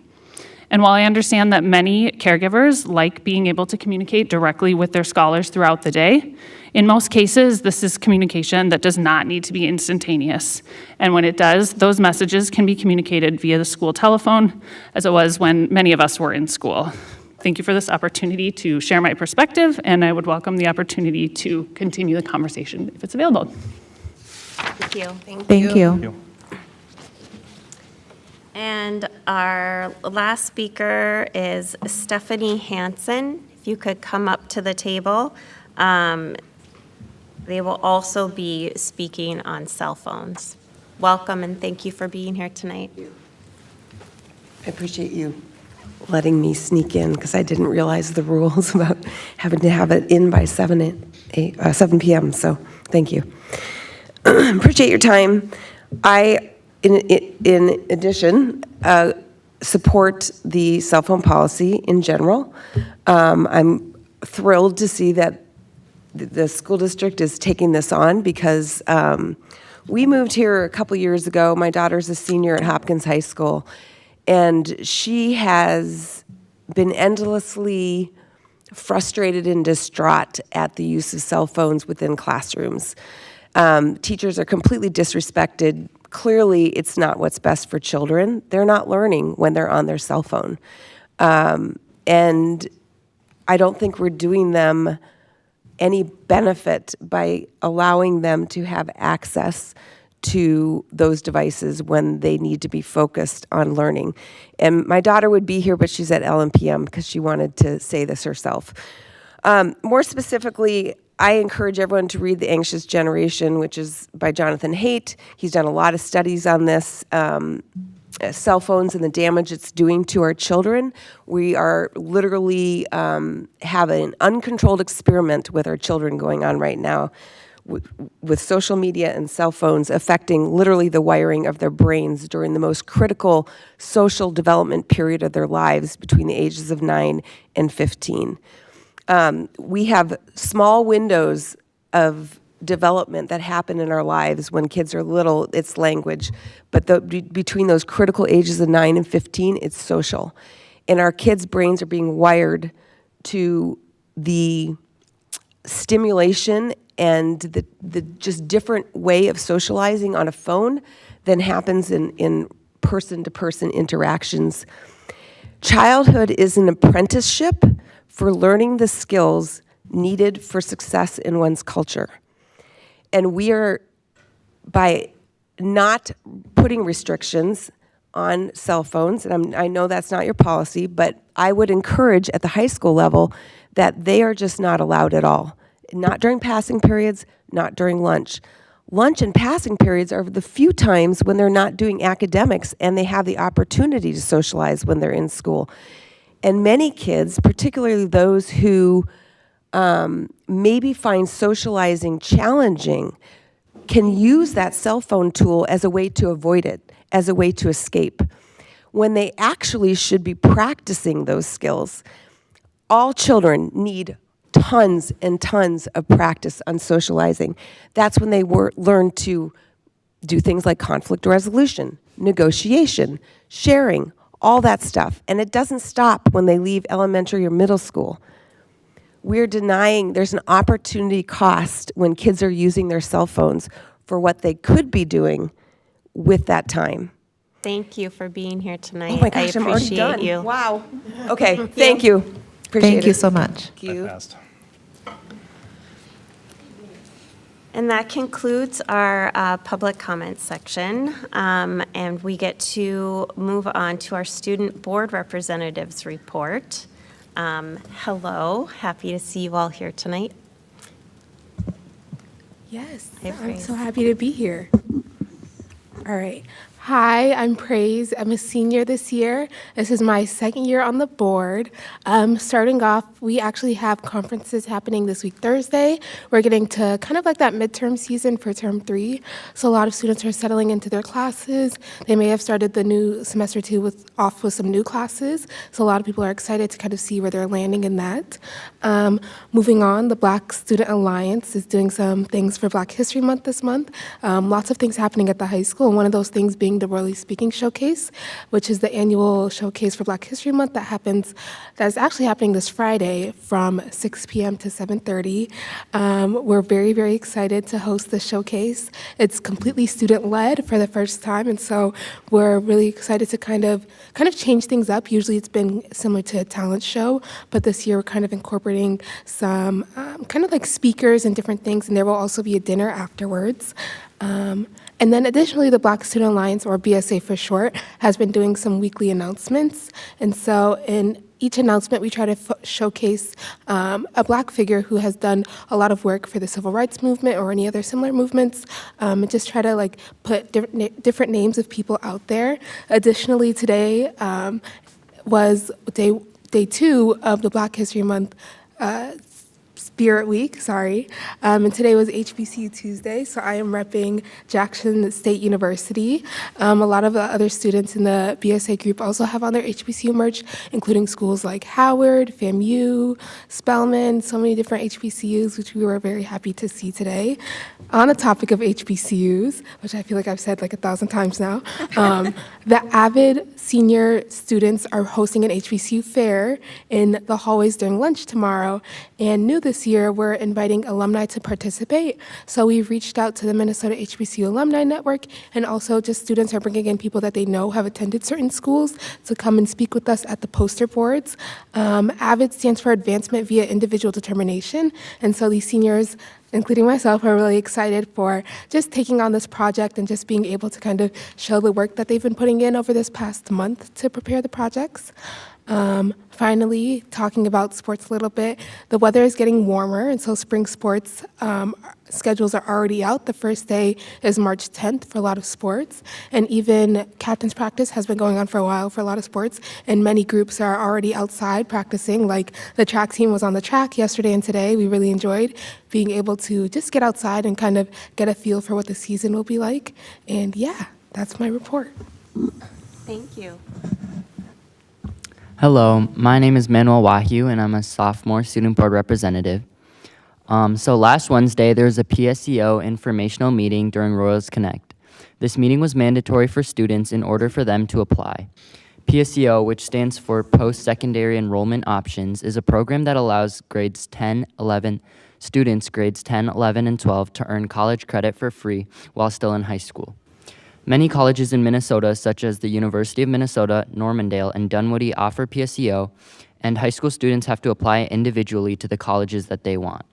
Once accepted, students can either choose to do part-time or full-time PSEO. Part-time PSEO means having some classes at the high school and some classes at the college. A full-time PSEO student would have all their classes at the college. Continuing on the topic of colleges, today at the high school we had our annual college fair.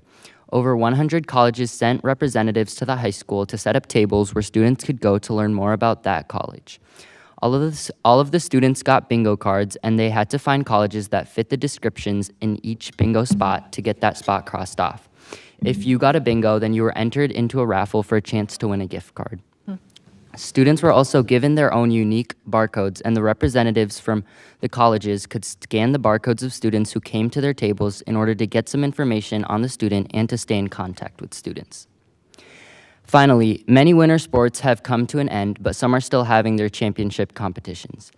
This Thursday, the varsity boys swim and dive team have their prelim sections meet and their finals on Saturday. Tomorrow, the varsity girls basketball team has a sections game against St. Louis Park, and on Friday and Saturday, the wrestling team has their state meet. Thank you.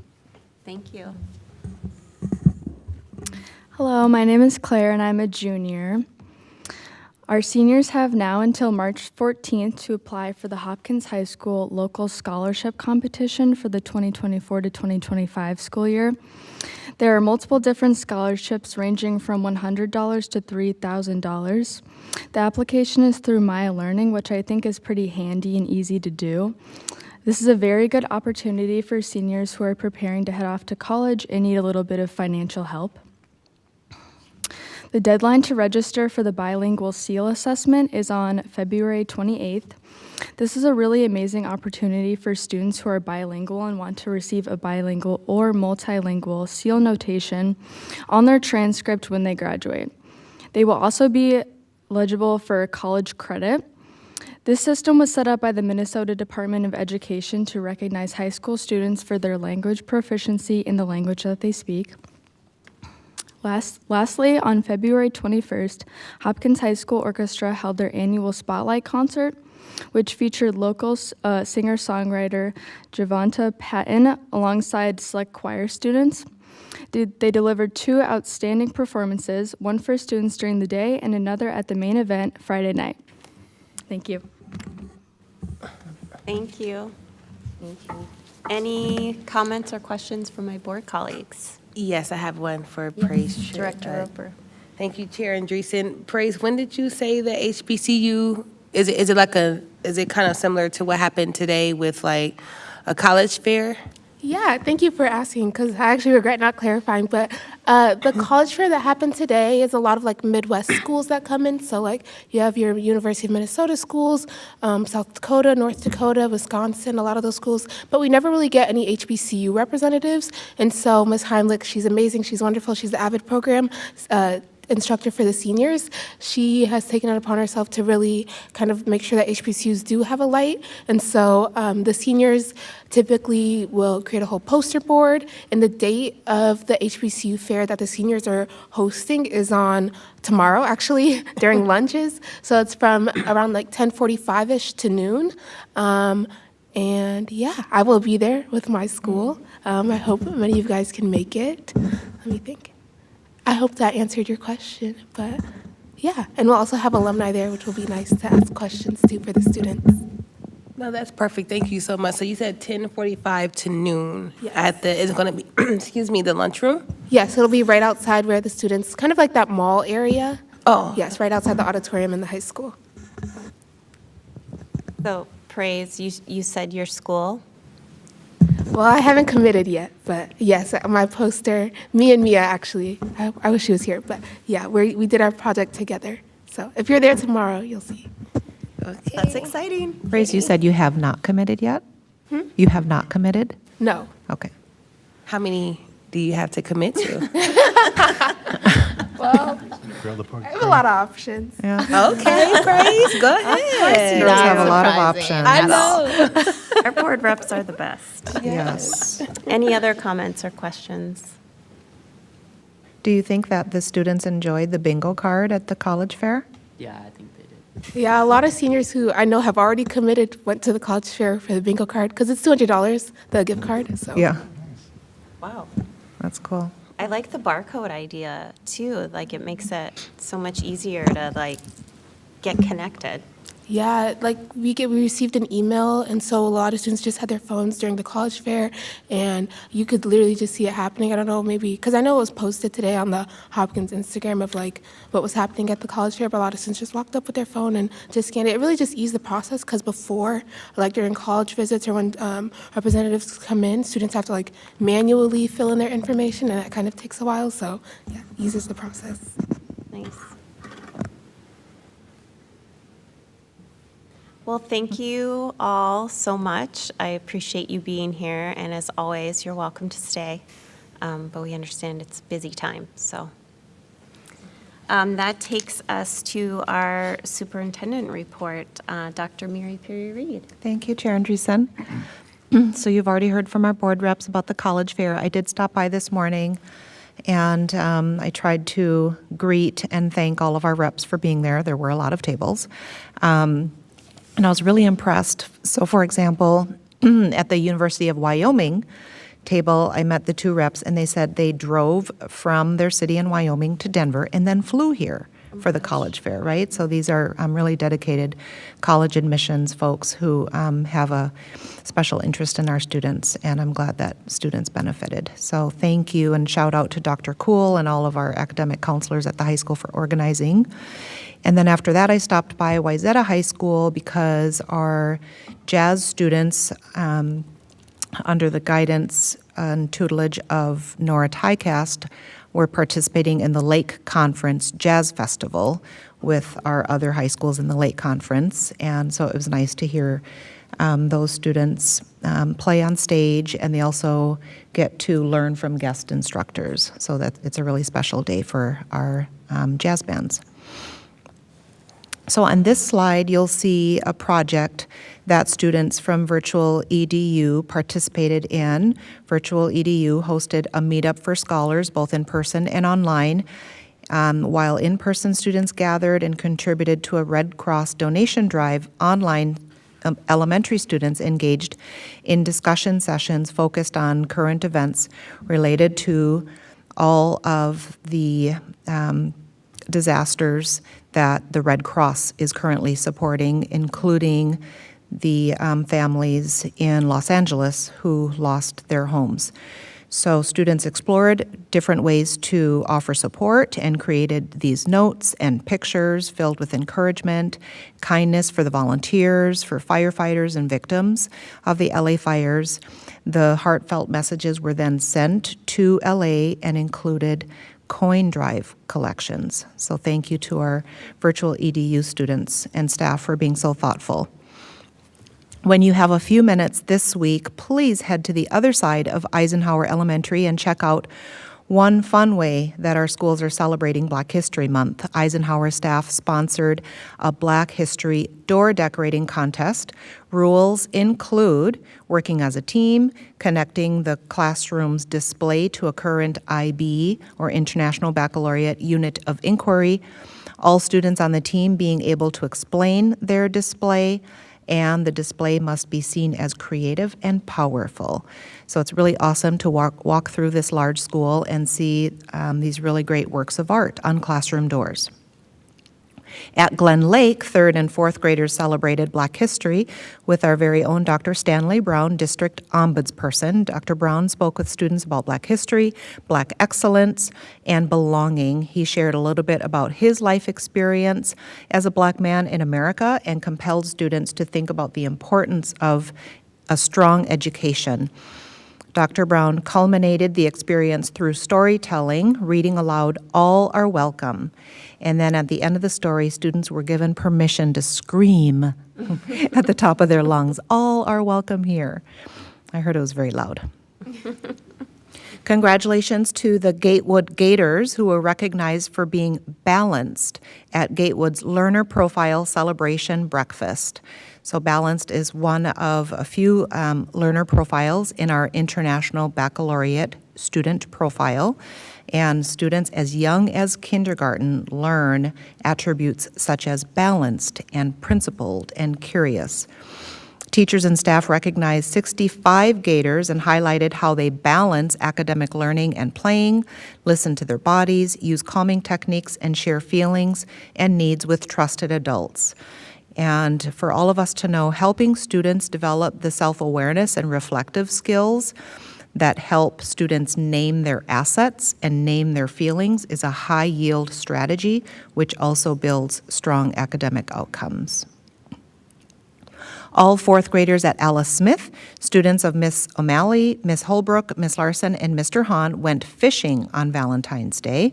They took a bus ride up to Fish Lake Regional Park in Maple Grove and met up with Carl from Urban Ice Anglers. Carl, I don't know if he has a last name. He probably does, but they called him Mr. Carl. Mr. Carl and his crew had portable fishing shelters and fishing gear ready to go. Students reviewed ice and fishing safety before breaking into small groups and heading out to the ice shelters. The fourth graders were lucky enough to land 3 bluegills. It's pretty cool. Staff, students, and parent volunteers all had a wonderful time.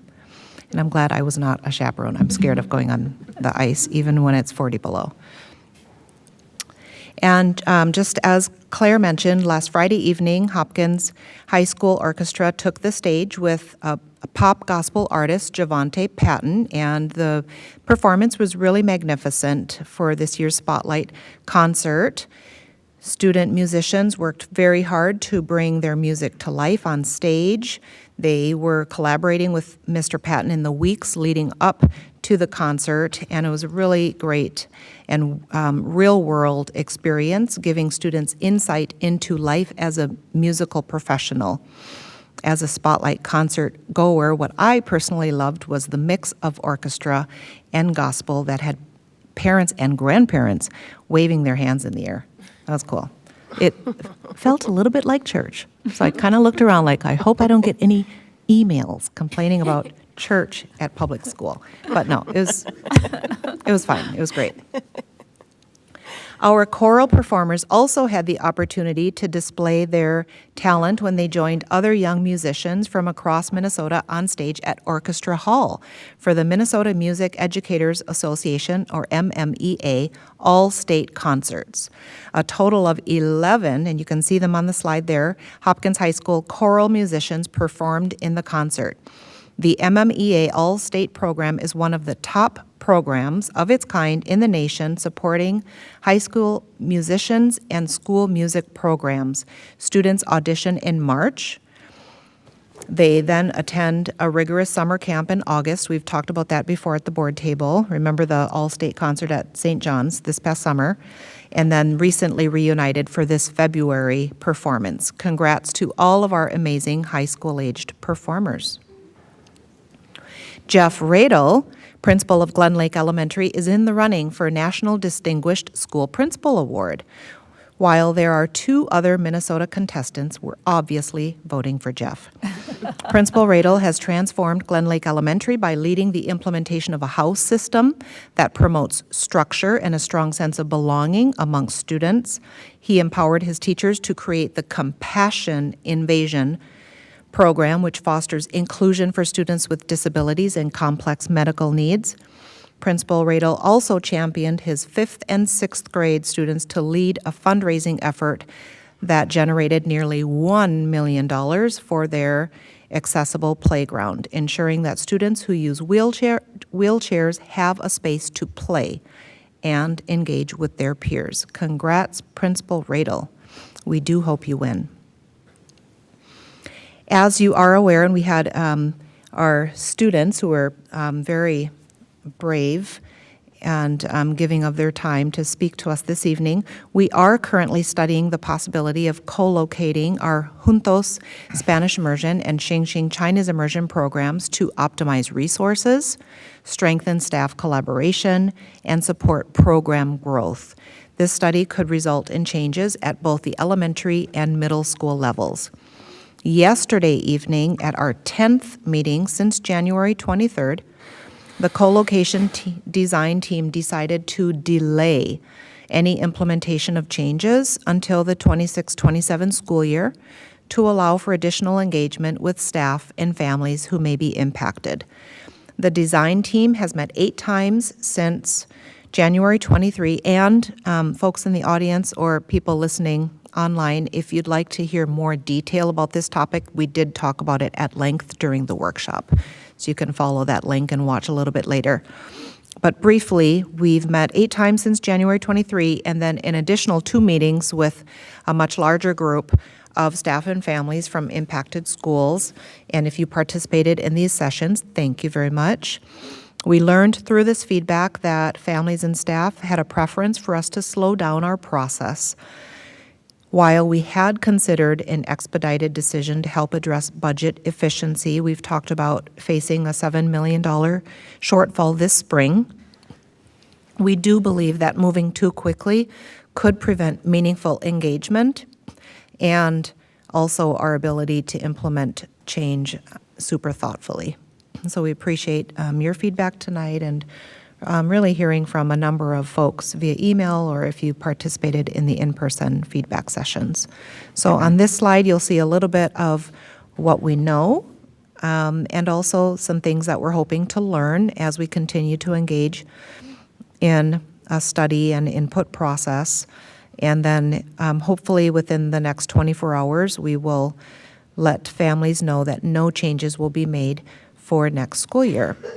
And then I think one final comment for folks who are here listening in, we really do try to communicate when we know we're going to look at something or when we have some information to share. And I think we get caught in this catch-22 because a lot of times our families really want us to be immediately communicative, and sometimes we feel like we don't have as much detailed information to share should they ask us very detailed questions, right? And so we do try our best to communicate what we know when we know it, and we do also want to acknowledge that sometimes it doesn't meet families' needs or we just kind of haven't gotten there yet. So apologies for any families who felt like, gosh, there was stuff happening behind the scenes and folks didn't know about it. That wasn't necessarily the case because we've been engaged in this in a lot of work, literally within the last 28 days.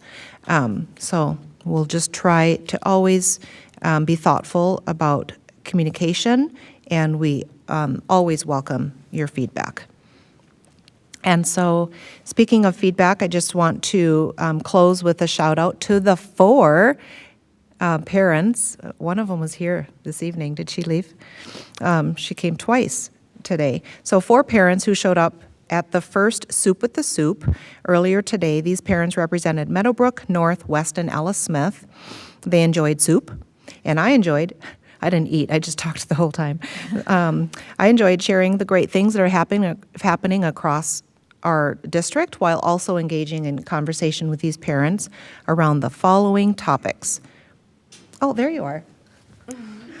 Differentiated instruction, co-locating immersion, budget referendum, balance between paper and pencil versus digital classroom learning, compacted math courses at the middle school, specials, rotation at elementary, cell phone policy, and more. Wow. Am I right? Yeah. It's a lot. We covered a lot of ground in an hour, and I'm really grateful to the 4 parents who showed, and there are more opportunities. You'll see those dates and times on the slide.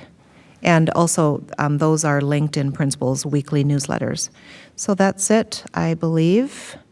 For my update, we normally have a school or program spotlight, so schools and programs are off the hook tonight.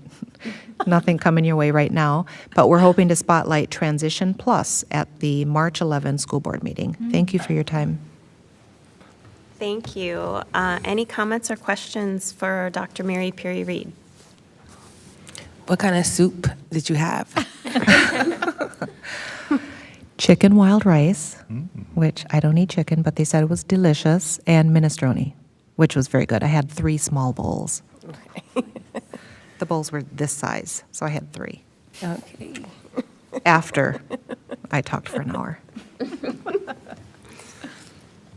Anyone else? Well, thank you. I appreciate that update. I think you covered a wide variety of amazing things happening in the district. And also, I appreciated the clarity around the co-location, because I know that's been a topic of conversation in the community. So before we get to the approval of the agenda, I did want to let people know that our board table is a little light this evening.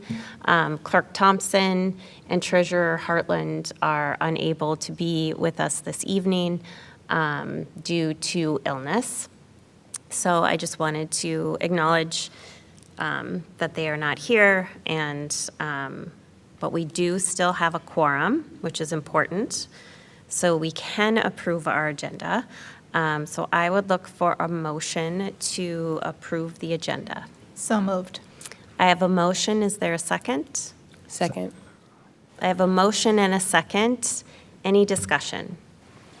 Seeing none, all those in favor, please say aye. Aye. Any opposed? The chair votes aye, and the agenda has been approved. Thank you for coming this evening, student board reps. Yes, thank you so much. See ya. Bye, y'all. And we will then go to the consent calendar. These are items provided to the board with information considered to be more routine in nature.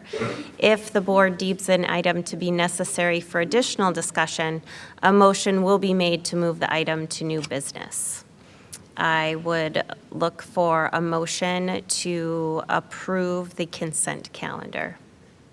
So moved. I have a motion. Is there a second? Second? I have a motion and a second. Any discussion? Seeing none, all those in favor, please say aye. Aye. Aye. Any opposed?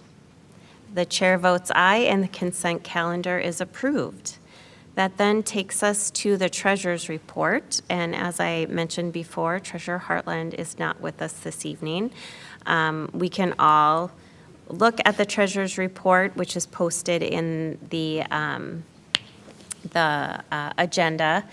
I will simply read what's there. The primary issues to consider.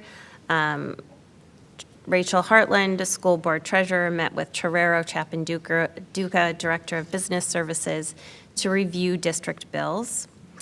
Treasurer Hartland would have updated the board on financial disbursements in the amount of $2,182,733.07 for the period of February 1, 2025 through February 15th of 2025.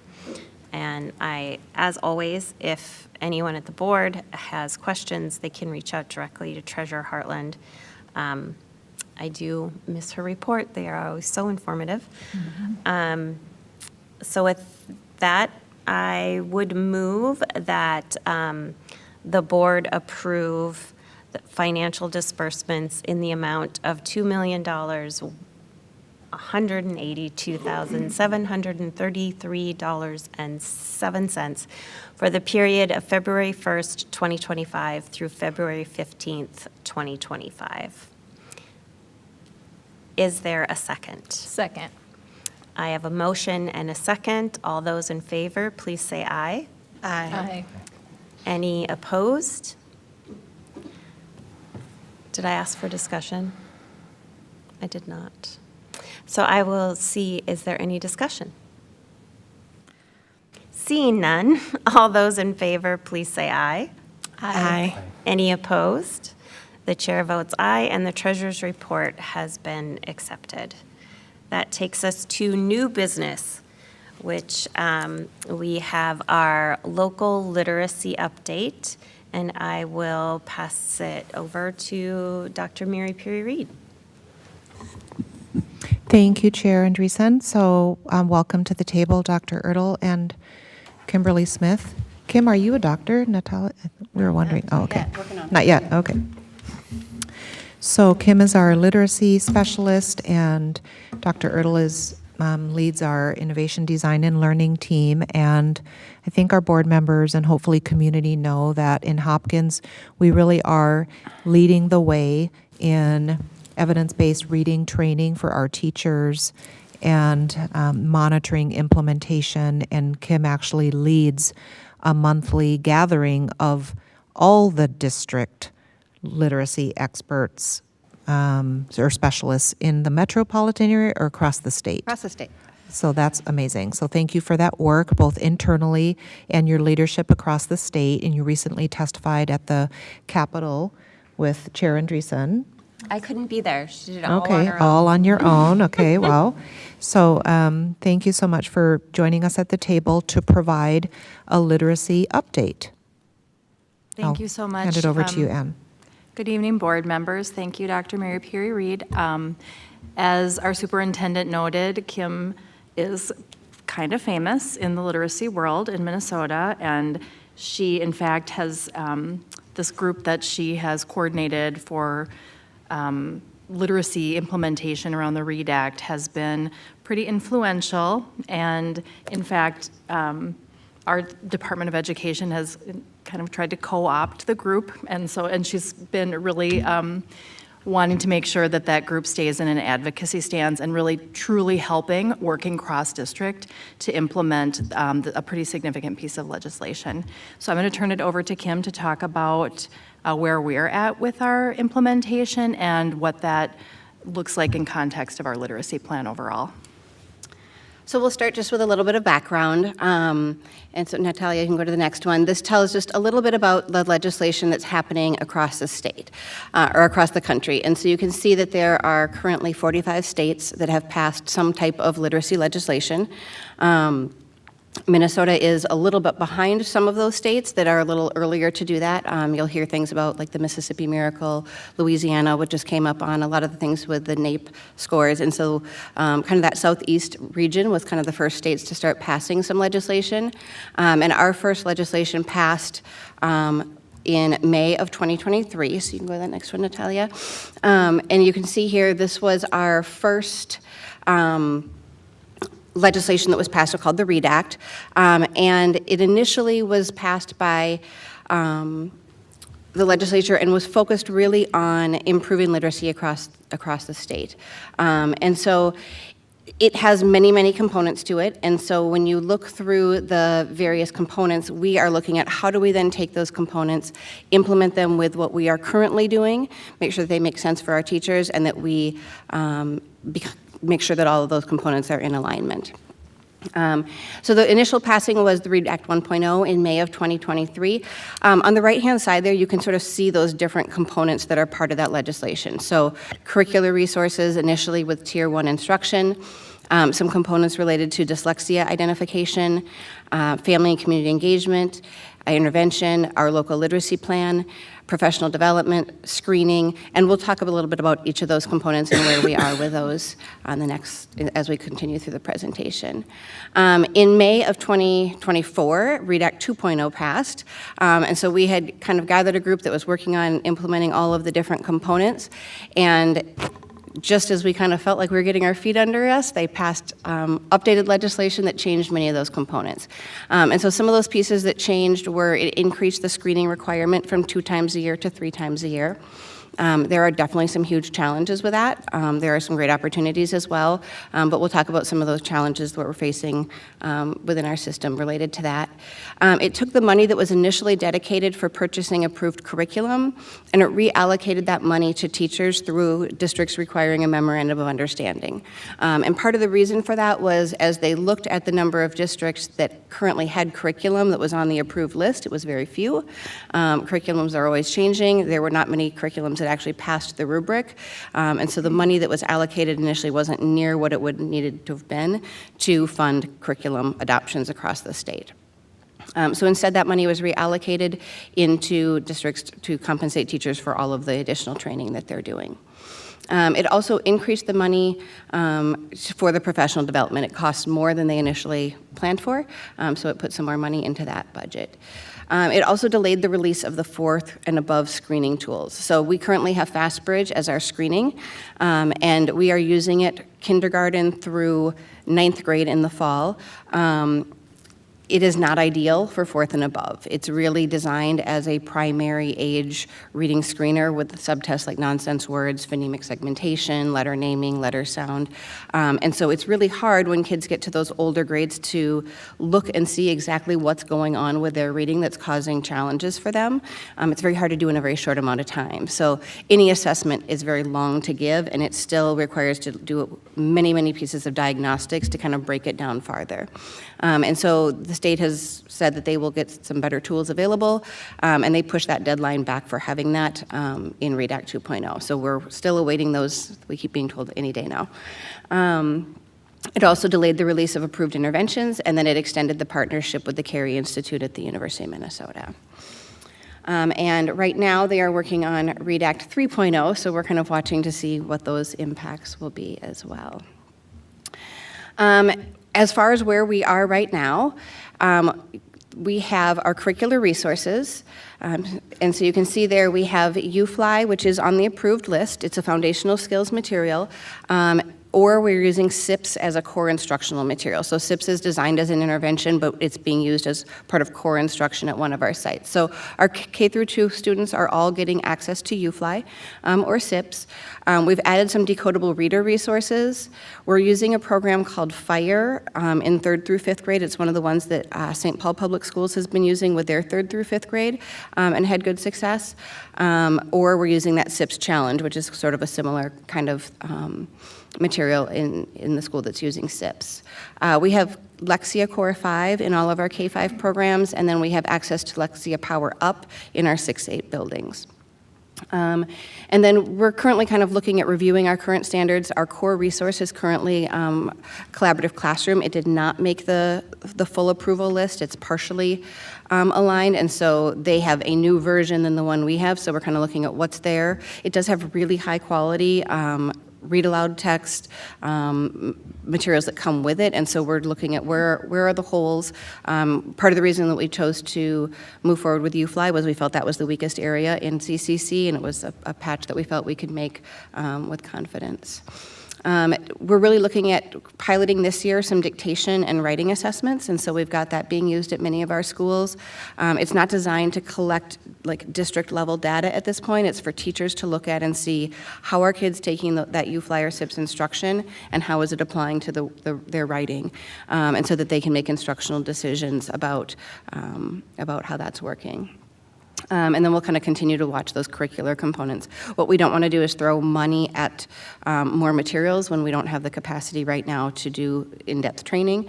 And there are many, many new programs that are being reviewed, and so we want to wait till kind of that whole review process is done before we make any financial moves related to curriculum.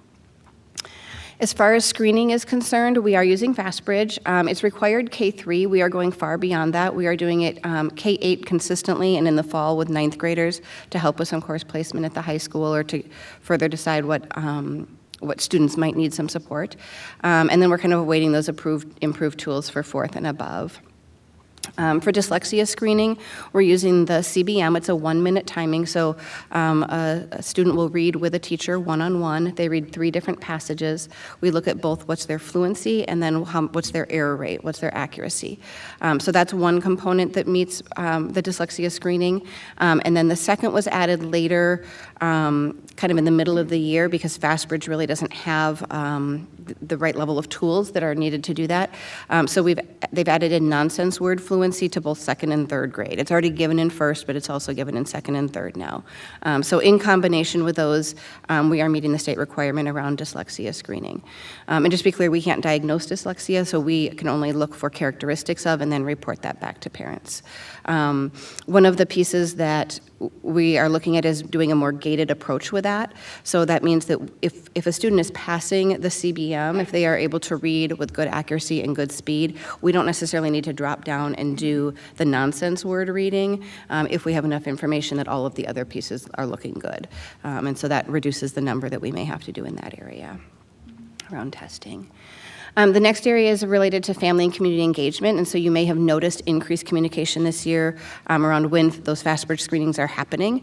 So communication going out ahead of those screenings and then followed up after the screenings to share that the data is now available in Infinite Campus. You'll be getting another one probably by the end of this week that's following up on the mid-year assessments that we just completed. We've held some ESAC sessions. We just finished our second literacy-focused session. There's been lots of literacy nights at the schools. And then really the kind of the big bulk of that is just the communications around the screening and then communication for families around next steps. We had started building out a resource component, which was required in the legislation. And after kind of our advocacy group said, like, we don't need every district building a toolkit for parents. Like, that should be a state level tool that's provided. And so the regional networks are doing that in combination with MDE, and it should be released this summer. Excuse me. The next component is related to the local literacy plan. And so all of these components that we've gone through are connected, are obviously subcomponents of that local literacy plan. It does get published to the website last year, and so we adjusted our submission and gave them the information they asked for last year. They are redoing it again this year, so there'll be a new submission platform and kind of further guidance. It does make it a little challenging to know, like, what to collect that's going to be asked to be reported because they haven't given us any information about what it will look like this year.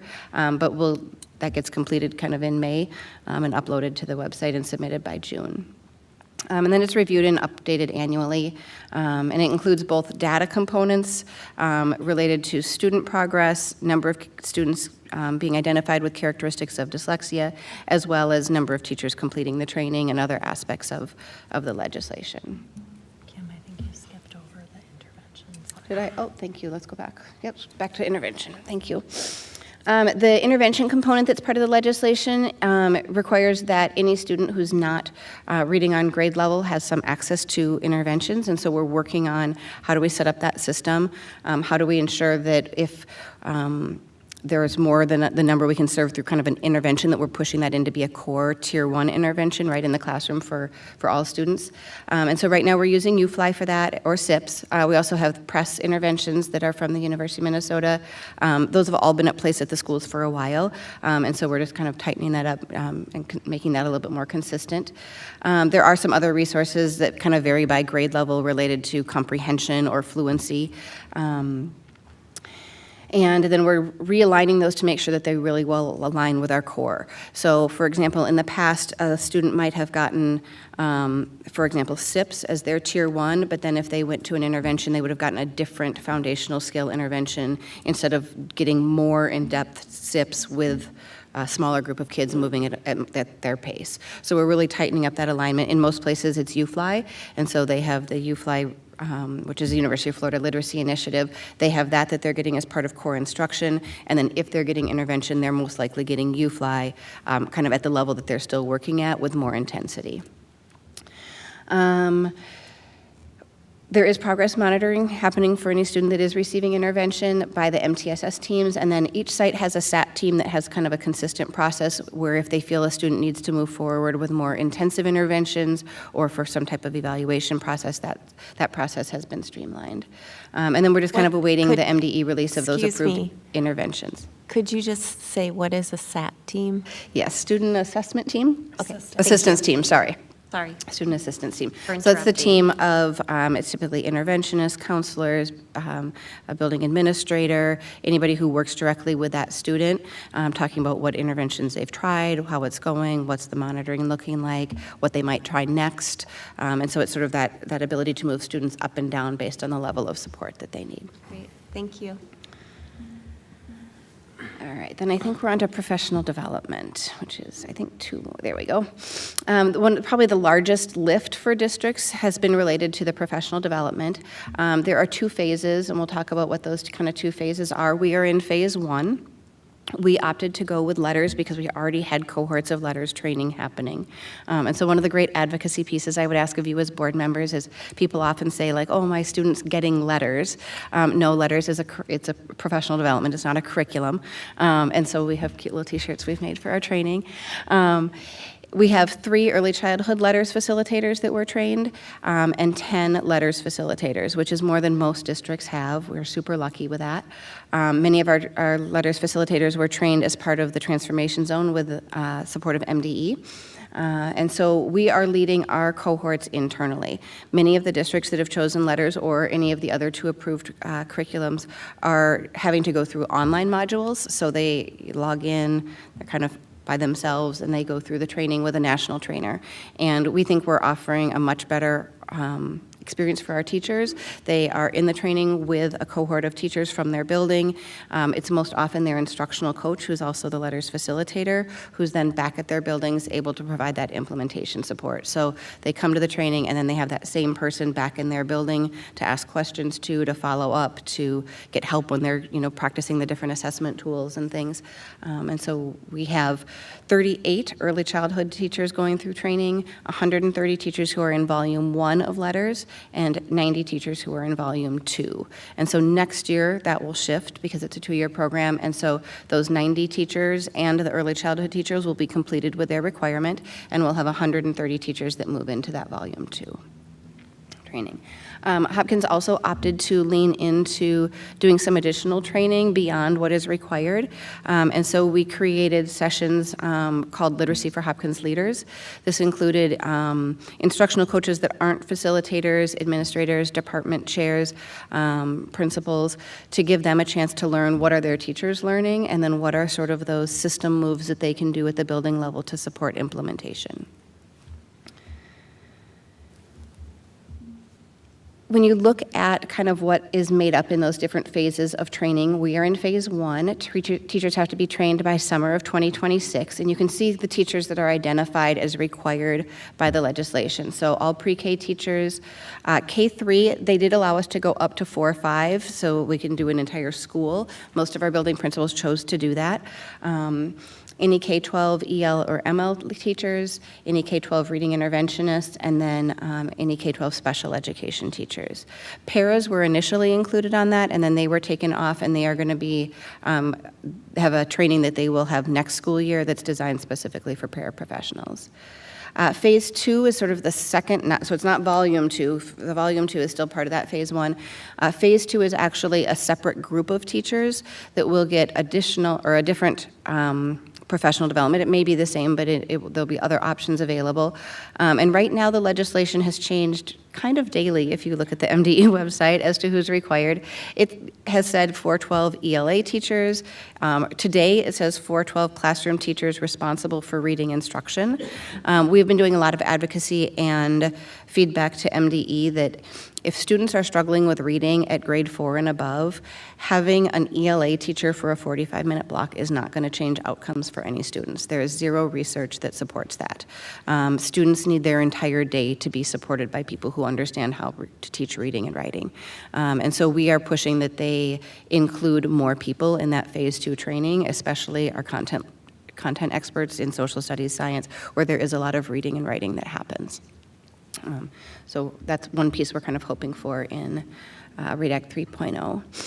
The next piece shows kind of those 2 volumes. You might have to click a couple times, Natalia. I'm not sure why. Oh, I'm not coming up there. That's all right. It's just pictures of the manual, so nothing super exciting. It does kind of tell a little bit about the number of hours required. And so when you finish your board meeting tonight, in the back you'll notice there's some poster board. I would love if you would sign it. We're going to do a big thank you to our teachers at the end of our session. We have our final session of this year coming up on March 5th. The amount of work that our teachers are doing is unbelievable. This has been a huge lift for them. It is not easy. I think many of them thought like, oh, it's just some extra training. The online modules are about 50 to 62 hours over 2 years, so about 28 to 30 hours per year. They are not the kind of thing you can plug and play. The longest videos are about 1 minute and 7 seconds, and then you have to answer some questions and do a written response and then hit advance. And there's reading to do, and there's a journal, so it is very intensive training. Most of our teachers say it's harder than any graduate classes that they've taken.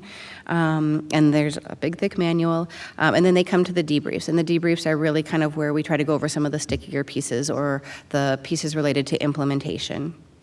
And so then they do those 24 hours, 6 sessions of 4 hours each over the course of each year. So 6 days this year and then 6 next year. So overall, it'll be about 120 hours of training that our teachers will have between the 2 volumes. Leaning into letters, it is the most intensive of the 3 programs that were offered. And I will say, this is only my 2nd year in this position, and telling teachers you have to do a bunch of training is usually not something that goes over very well. We've had nothing but positive feedback. After every session, I get thank you notes. All of the feedback has been incredibly, incredibly positive. Teachers are really grateful for the training. They feel it's meaningful. They feel empowered to go back and know how to support students better. And so while it's a huge lift and they're not always excited about the workload, the gratitude for the training has been very, very positive. Can I ask a question? I'm like breaking protocol. Kim, when you meet with the other districts' literacy specialists, do they have, for those who are doing maybe carry training or some of the others, do they receive similar feedback, or is there something specific about letters training that does have an extra value add? We've heard feedback from different, like of each of the different ones sort of has some pros and cons. People like that the core, or OLA it's called, or has been renamed, starts out focusing on MTSS, and so that feels really like a good connection for teachers to the areas that they're feeling are kind of tricky and hard to navigate within school. So they've liked that entry into it. I think letters gives teachers what they never got in college related to how students actually learn to read and the really fine nitty-gritty of all of the parts that teachers just don't really know. And so I think each one has pros and cons. Carry-all was new, so no one got to review it before it got started. And I've heard both pros and cons. But I would say in general, districts that are doing letters have teachers who are pretty happy. Okay, thank you. When you think about our implementation, we're looking at it kind of a variety of ways. Obviously, anytime you're doing implementation, we're keeping students at the center. And then we're looking at how do we support teachers so that they have the strongest level of efficacy that they can in teaching reading. We'll be getting our paras the support to do the same. Currently, they're being supported by their instructional coaches and MTSS staff around training with the different resources at the buildings. We've leaned into doing some extra support for principals and district level, and then we've also built components of just ensuring we have a really strong Tier 1 into our HILT, which is our Hopkins Instructional Leadership Team, which is made up of principals, building level teacher leaders, our IDL team, all coming together and looking at things over the year. And so a main component of that has been related to ensuring we have a really strong Tier 1 instructional program in place. The second piece is related sort of to alignment, so taking all of those different curricular materials and pieces that we have going on currently in existence or the pieces we're adding to and making sure that those are aligned. So again, keeping students at the center, what materials are going to best serve them, how do our assessments then measure whether those are effective or not, what structures do we need to put in place to support that, and then how do we ensure staffing is available to do the different components that are needed. One place we've been monitoring is with what are called Otis Learning Walks. This is a component of the Transformation Zone agreement that we have with the Minnesota Department of Education. And the Otis is a tool that takes 7 of John Hattie's high leverage strategies and does 10-minute learning walks in classrooms looking at for those components. We started last year. We did it 3 times last year. We did it in the fall of this year. We've put a short hold on it for right now because it's not telling us specifically enough what we want to know about implementation of that foundational skills block. It's a much more general tool, and we feel like we need to be measuring a little more right now around the implementation of that foundational skills block and the resources that we've made available so that we can decide where do we provide professional development, what's needed to ensure that that's really solid. So we will probably do them again in the spring just to stay in compliance, but we're trying to look at other ways that we can get in and see kind of the nitty-gritty of what we need to around implementation of UFly and SIPs. This is from our fall data that we looked at last year, and then this year, and so these were, you get scored on the Otis based on a 0, a 1, or a 2. So 2 is high evidence of that, 1 is sort of there was some evidence of it, and then 0 wasn't observed during that 10-minute window. And you can see just from fall of last year to fall of this year that we went up in pretty much every area. And some of those things are really small, minor things. The difference between a teacher saying what they're going to do, but also saying what they're going to do and why it's important. And so just narrowing in on some of those just best practices across the board. And again, we think it's really valuable. It's just not giving this the nuance that we need right now around that foundational skill block. Some of our celebrations and things that have been going on so far. This is pictures and quotes from Letters Training. And so you can see all of our teachers there, our amazing facilitators. Some of the quotes of thank you cards that we've gotten afterwards are there. So that's been a huge success. And then the next one kind of looks at kind of what we're doing and what we're following. So obviously the legislation is making some changes. That then trickles down to MDE to decide how it's implemented. We have BrightWorks, which is our regional co-op. These were part of the legislation that was set up, that every region would have a regional cooperative. BrightWorks is ours for the metro area, and they offer support for our local facilitators, and then they offer support for people in my role of a literacy lead to come together to work through kind of the various components of the legislation. And then that other piece that was mentioned earlier, we had MDE holds office hours related to this, but there's no interaction with other people in the similar roles. And so I was getting really frustrated because I was like, how are you handling this? I want to know. And so I started writing down names of people who were attending and reaching out and being like, you want to get on a meet and talk about some of this? And through that, really, we've just grown to about 130 literacy leads across the state who come together every other week around lunchtime, and everyone contributes to the agenda, and we just kind of work our way through what's going well, what's not going well, and those pieces. So that's been great. Some of the challenges that we're facing are time, especially related to the assessment. The assessments take a lot of time, and they are very human intensive, right? They're given one-on-one, sitting next to a student. You have to go through the protocols. You are marking, and they at our K-1 especially, there's a lot. And so that is a huge, heavy lift. And by going from twice a year to 3 times a year, it's taking a lot of instructional time away from classrooms. And so we're trying to figure out how can we do that without losing instructional time with the capacity of humans we have to do it. Oftentimes it becomes our interventionists who help to do the screening, but that means then they're not working with the students who most need intervention. And there's just not enough humans to do the level of assessment that's needed.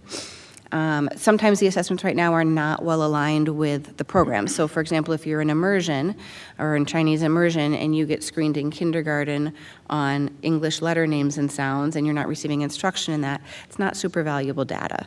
Nor do the kids have any idea, like when you sit down with them in the fall and say like, okay, we're gonna do this. And they're like, I don't know this, I'm not learning this, isn't what I'm in school for. And so, just trying to figure out how to manage those pieces that are still in legislation that we need to be in compliance with, but aren't making a lot of sense. So we're trying to lean into some advocacy and lean into where it makes the most sense, and then not overspend time on things where it's not a good use of our energy. We're still looking at ways that we can better use the data, so we'll talk in a few minutes about some of the things that I'm trying to do going forward as we collect that data. One of the pieces that's kind of anecdotally coming out right now is that students are much more accurate than they have been in the past when they take these screenings. So teachers are reaching out saying, oh my gosh, kids know this. Like they are doing really, really well. It's connected to what they're doing in UFly.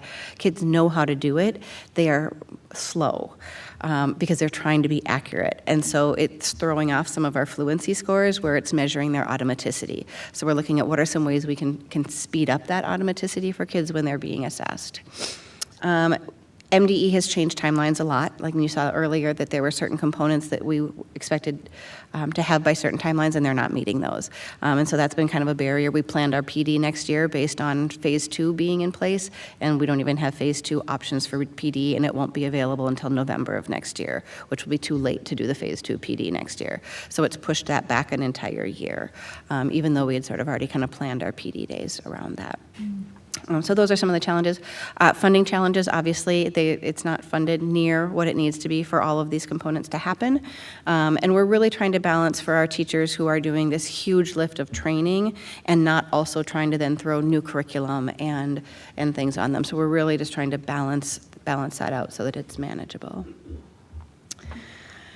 And then some of the things we're doing to kind of address some of those challenges. So related to the assessment, we've added the new components in that were required, and we're kind of continuing to review it. We're looking at how do we balance out that assessment with the time component.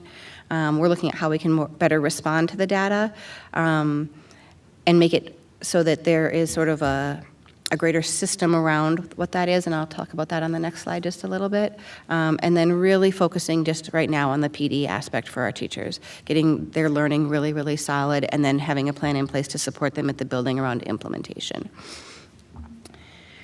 Some of the pieces that are kind of coming next is we're going to certainly watch for READ Act 3.0 because there are a lot of changing components in there. We're waiting for MDE to release those approved interventions. We are preparing to see what the Phase 2 PD options are for that more secondary kind of focused group.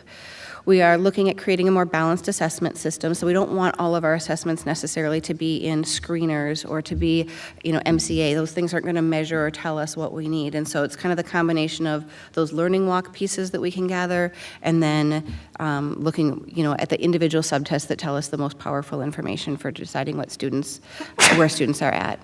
We're continuing to align resources and materials and looking at the ELA standards review process. We're trying, especially at elementary, to align social studies and science into that. That's what kids need to be reading and writing about. And then focusing on writing across all curricular areas.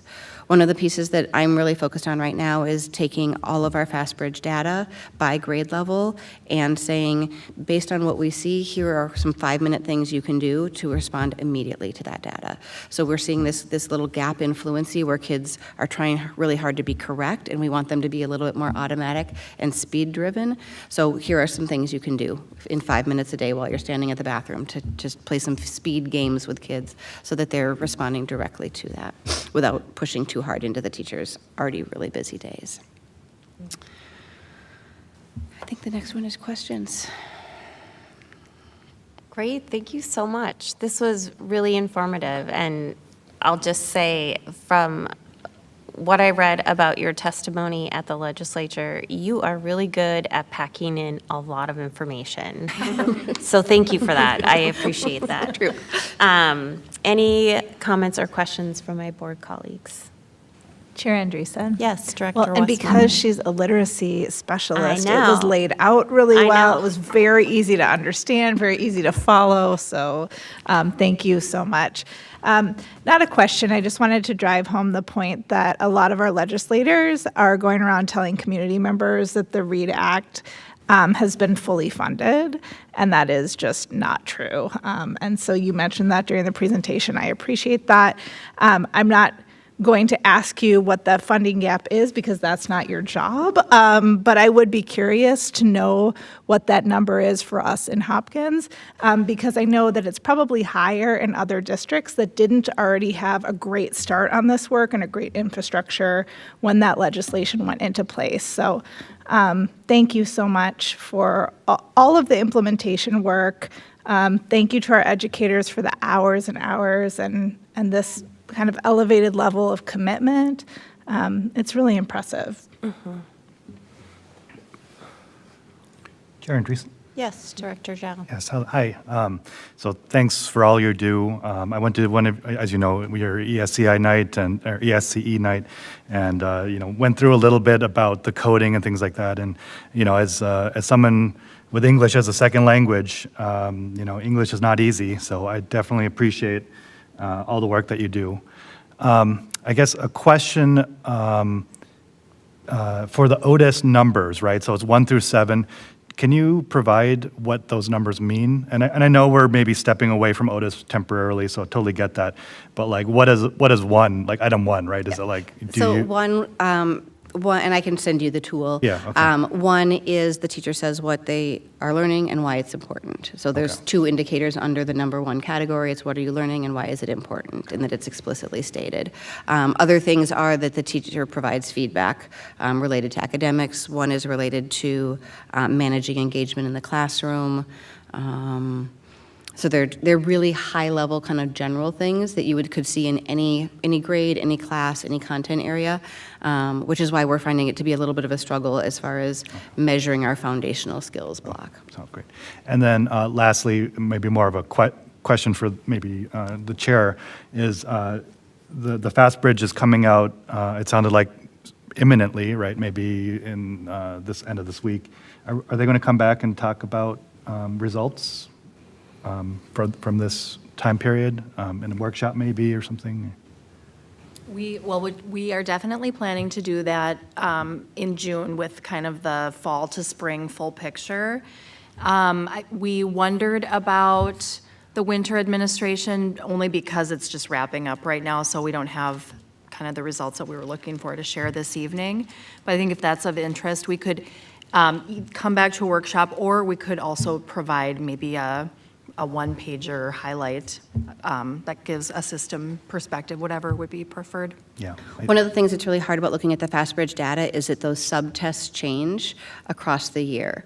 So for example, a first grader in the fall does sentence reading, but by winter and spring they're doing that 1-minute passage reading. So it's not an apples to apples. The bench or the subtests change as the students mature over the year, and so you're not always able to see growth because you might not give that same subtest again. So we look at composite scores, especially for early reading, and so we're just starting to kind of get into those right now. Okay. They were being uploaded into Infinite Campus today. Okay. Yeah, however you want to handle it would be fine, but it would be good to give some context. And from the Otis thing, it looks like we're setting up well. It looks like we have all the tools to succeed, and it looks like the training is going well. So that's awesome, and so we just want to make sure that it lines up to the results as well. That would be appreciated. Does FastBridge offer some best practices around when are the ideal sharing times? That's a good question. No, I think in general, I mean, there's the 3 times a year that we're using it for screening. We had already been using it 3 times a year. A bit, we were using that mid-year time with students who were receiving any kind of intervention. So we already had students that were of any kind of concern. We're getting that mid-year kind of screening to see if they were on pace and if their interventions were effective. And then schools are using FastBridge all year long because there are interventions that are in there as well as progress monitoring tools. But as far as I know, there's not kind of best reporting out that they share. Thank you. Any other, sorry. Well, I was going to say that Ms. Smith and Dr. Ertl supported Principal Ness at a coffee with the principal, and so Principal Ness and Shannon, the literacy coach, presented some of the data. And I was just wondering if something like that is happening at each of our schools, or what is the best way for parents to, and we've had the conversation about really putting more of our emphasis around fidelity of implementation and monitoring how well it's going versus, hyper-focusing on the scores. And parents probably want to know how their children or their child's class is doing. What is the best way of accessing? So I think individually it would be looking on Infinite Campus and seeing where their individual scores are, and then that letter that comes out links to the resources that say what are expected scores for each of those subtests, what does it mean, what are some things you can do. That website that will be built will have specific activities that parents can do in response. If they say, oh, my child's really struggling with nonsense words, they're scoring lower on that subtest, here are some activities or games you can do. We put a hold on building ours just because it's now being built at the state level. I would say all schools are having data meetings related to the screening period. So the data specialist, which is what Shannon is, they go through with each of their teams and look at what's the data say. And so that's happening at every building. As far as like parent presentations, like the one that Principal Ness did, I don't know if those are happening at every single building or how they're doing that. I think It was more of a special request, but I don't know, I wasn't sure if it was being replicated. Most buildings will have a literacy night Yeah. of some kind, that they are sharing some of that same information with Yeah, families. that's true, okay. So there's multiple ways that our parents can access the information and ask questions, and then we can be thoughtful for what the board would like in terms of a kind of early spring or end of year review. Yeah, I mean, I think that what we saw in this presentation is that this is a significant investment. And I think we're all interested to know what is it yielding. So it would be great in some way to get whatever data is going to let us know that. Absolutely. Any other feedback, questions? Well, I do have a quick question for the interest. Thank you. For the interest of time, I'll just be really brief. I'm just really was wondering, what are some common challenges that you're seeing or hearing about fast bridge learning? I know that a few, teachers during conferences have expressed that, they think that it may be a little bit detrimental to our students because of the time test. And I also was looking at it and was doing some reading and found it just a little complex and convoluted as well. So this may be more of a report out or review conversation, but just wanted to hear maybe some of your quick thoughts about that.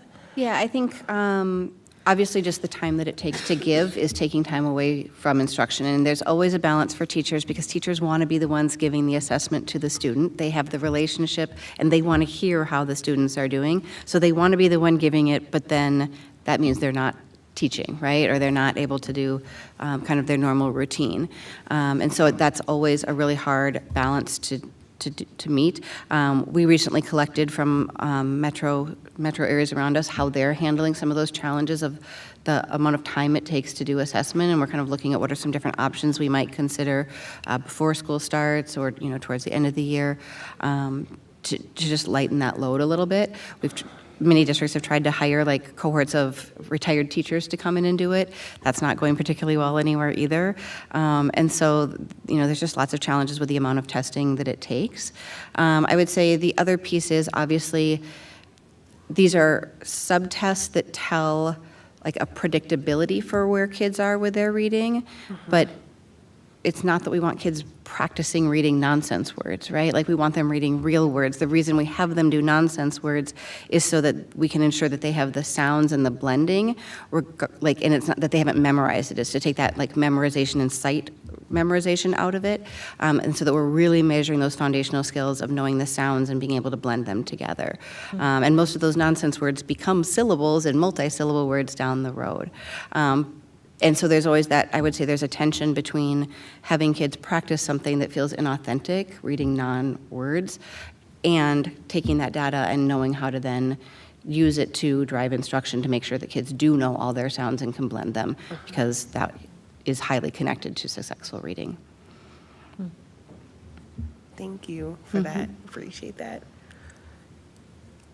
Anyone else? It doesn't look like it. I would just like to say I see the change in literacy instruction in the classroom, and it's really fun and amazing to see kids just light up. And so thank you for this presentation. I look forward to seeing the one-pager, if that's the route that we go, on what the outcomes are. So appreciate you being here and for this excellent presentation. Thank you. Yes. Thank you both so much.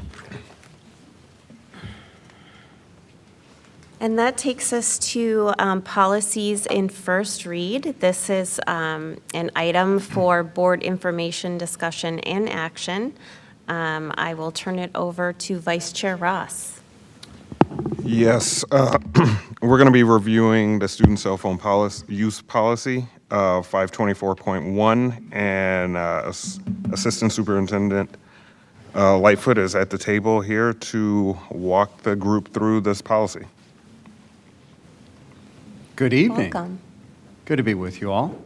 As you are aware, based on our conversation at the last meeting, you do have in front of you 524.1. As you will recall, the request was put forward to ensure that we could pull this out of policy 524, make sure that we could communicate it more publicly and broadly to gain any additional information that would be helpful to you as a board as you consider this policy in front of you.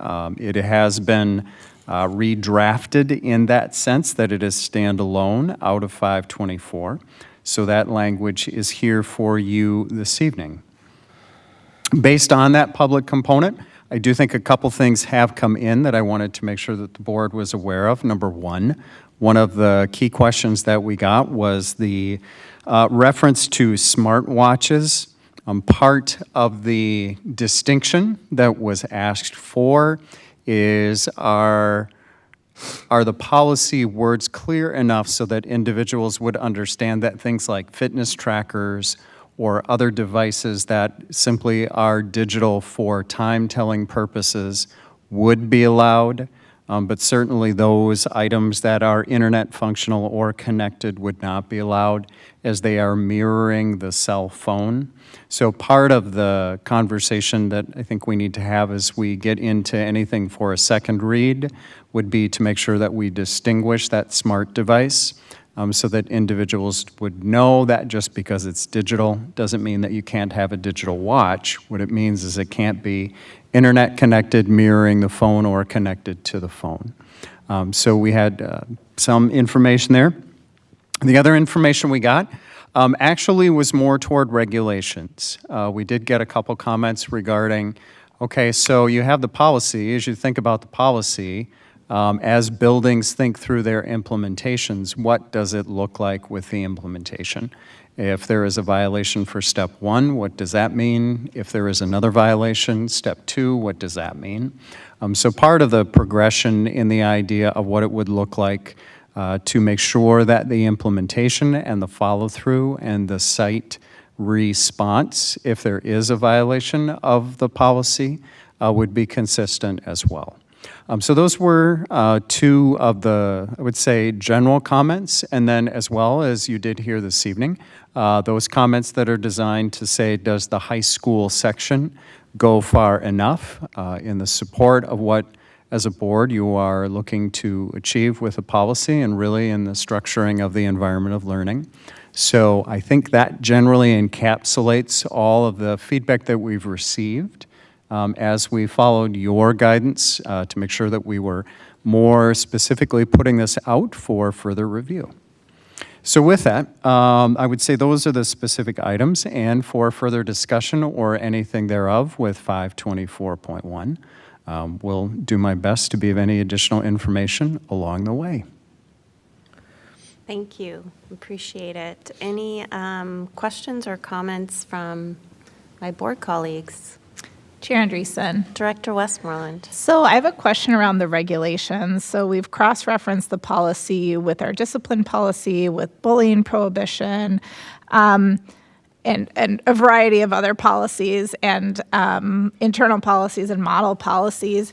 And so I'm wondering, as we think about crafting the regulations piece, it would be important for me as a monitoring committee member to have direct input from administrators who will be implementing the policy so that the three sites are aligned, so that in terms of like response to policy violations, that middle schoolers are experiencing the same or similar consequences to high schoolers so that they're used to it, right, by the time they get to the high school. Like, hey, here's what happens, right?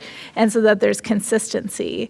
And so I feel very hesitant to try to draft any regulations as a monitoring committee without having administrators right there with us because they're the ones who are going to have to be implementing it. So I guess my question is around process. Would that look like working with administrators in our capacity as monitoring committee members and then bringing a new policy back to the board that has the regs? Or can we approve the policy and then build out the regs after that? I'm also very mindful of the timeline here and the date that the legislature has given us to implement the policy. Yep. In answer to the first question, the regulations are not required to be approved by the board. The regulations really are the response of the administration after receiving the specific guidance from the board to go forth and then make sure that, as you identify, consistent implementation is part of it.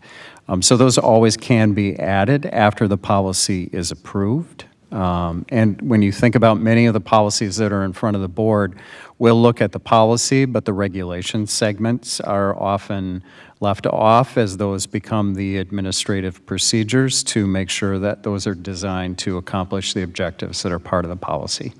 So we certainly can do that at any time, and we can bring that feedback back to our administrative team to look at some of the recommended components that were part of the cell phone toolkit that was produced through the Minnesota School Board Association, Minnesota Association of Elementary School Principals and Secondary School Principals, as part of that model work that was done. Thank you. So process-wise, we can continue to advance the policy. Yes. And then our administrators would work on the regs, and then that would be kind of like a second step of what's communicated out to the community and our students. Yep. Okay, great. Thank you. Chair Andreessen. Yes, Director Zhao. So regarding the smartwatch thing, I guess I just worry that, okay, we write down, okay, this is kind of what it looks like, and then something new comes out, right? And like maybe it interfaces like in a weird way, or like it does something weird that we've never even thought about. And somebody says, oh, but it's not a smartwatch, right? Or it is a smart, it doesn't qualify. So, I mean, I wonder if we should just say something like, you know, you can have a watch that can keep time, but if it does anything else, you can't use it or you can't have it. Is that? Because I just worry that there's going to be some random thing out there, and teachers are not going to be, I don't know, maybe wasting time, like running down XYZ. It just seems like a lot. Yeah, I think that's always the challenge, is to make sure that you are specific enough and not overbroad. Is kind of, as you identify, trying to make sure that we're very clear about those parameters and really what the functionality is that we could support, as well as what the functionality that we are looking to restrict would be part of the policy enough that those individuals would understand what that means for them and what they can bring to school, such that it's not a disruptive component for the learning environment. Chair Andreessen? Yes. So we already have some language in here around smartwatches, so it sounds to me like what's needed is more clarification about like the device itself connecting to the internet, right? Because there's a way to disable the internet connection from your smartwatch. Correct. And I think it could still do things like tell you cardinal directions, so it wouldn't just be telling time. No, but the point being, right, that we don't want students like using their smartwatches to text or access apps or, you know, whatever. You can tell I'm not a smartwatch user. But I do know that you can disable the internet part of it, right? And so so is that kind of the level of detail that we're looking for here, that we would need to add some language around that, like what you can and cannot do with your smartwatch? Yeah, I mean, the comments that came in were more about wanting to make sure that the policy was not so restrictive that fitness trackers or other digital time-telling devices were also things that needed to be put away or were prohibited or would result in any discipline toward a student, were some of the pieces that came in from some of the general comments.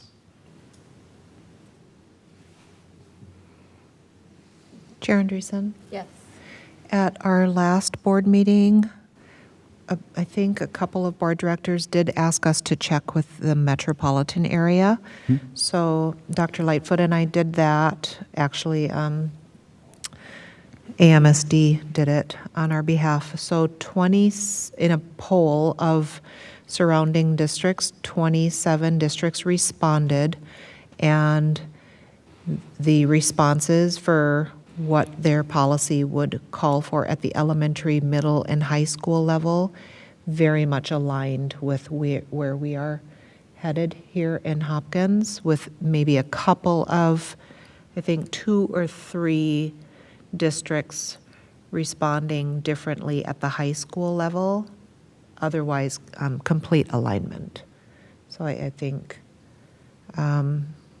I just wanted to share that there is some alignment across the metropolitan area, and then kind of like folks are saying, we need to be thoughtful about what the implementation and the regulations look like to keep in mind our teachers need to focus on instruction, not on management, and also not making this a huge burden on administrators.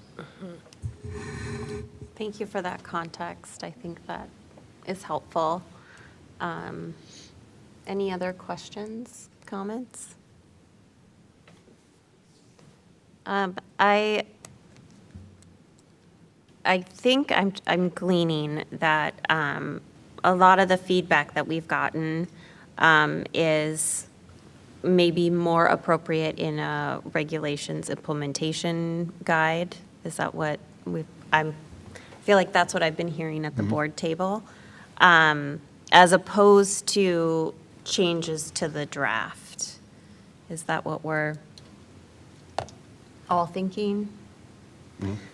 And I was, like, as I was reading this, I see that things that have been brought up are addressed, in that, you know, phones will, like, this will happen, very directive. And I think speaking to that piece that you brought in is that, you know, we don't want teachers getting into power struggles with kids over phones, right? Like, and I think we've all seen and felt, if we're parents, what that can turn into. And so it's my hope that this policy would help with that. It would take it off the individual teacher, and they would be able to say, it's district policy, give me your phone. And so I think that we did, in the process of crafting this, we got feedback from students, staff, caregivers, and community members. Is that accurate?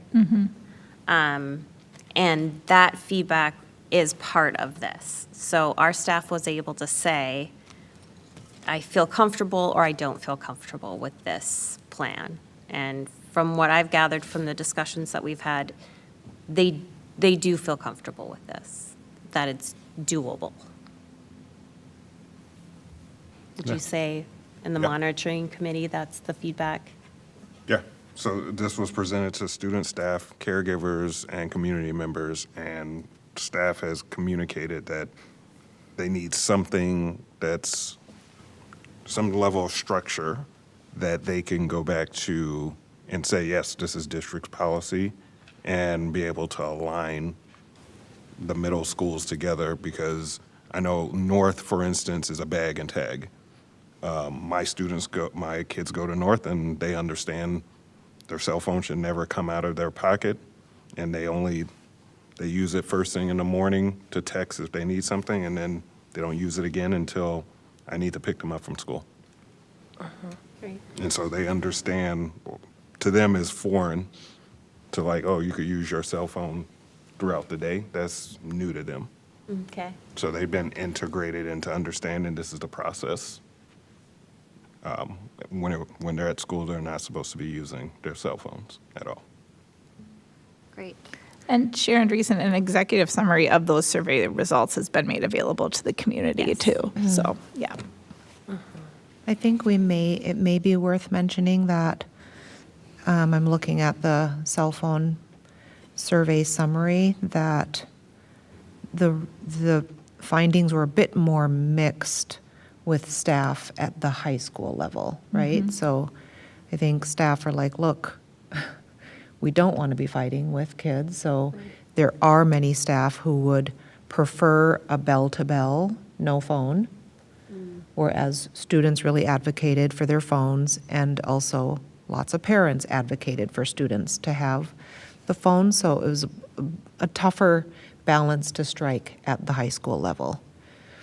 But that elementary and middle level feedback alignment, I think, was a lot more clear. So I just want to acknowledge that nuance because our high school staff, and you know, some high school teachers already have when you walk in the door, your phone goes in this cubby, and there's, you know, like a little place for each student. So hopefully our high school teachers can support each other around what are those best practices with training students. This is going to be the practice in all classrooms.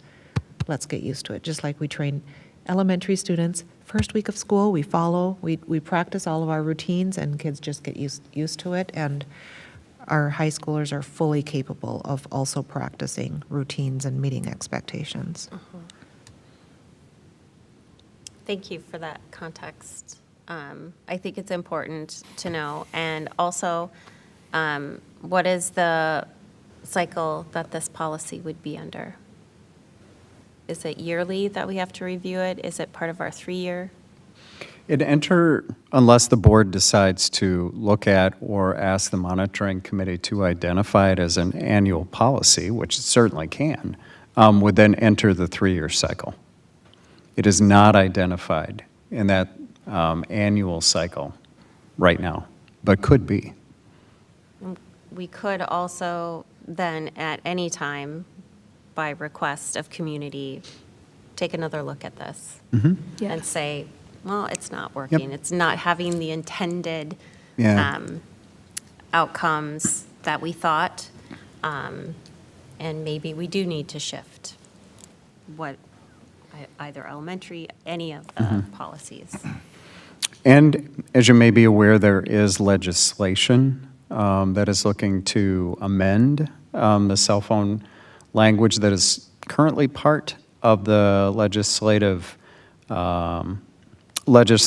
directives. And as such, as is any possibility, if there is any legislative change, we'd be looking at a policy that might have to adjust to accommodate that as well. Thank you. Sharon Dreesen? Yes. So Dr. Mary Perry Reed, you said earlier that neighboring districts either have already or are planning to adopt similar policies to what we have. Yes. So that ours really wouldn't be an outlier policy if we look at our neighboring districts. Absolutely not.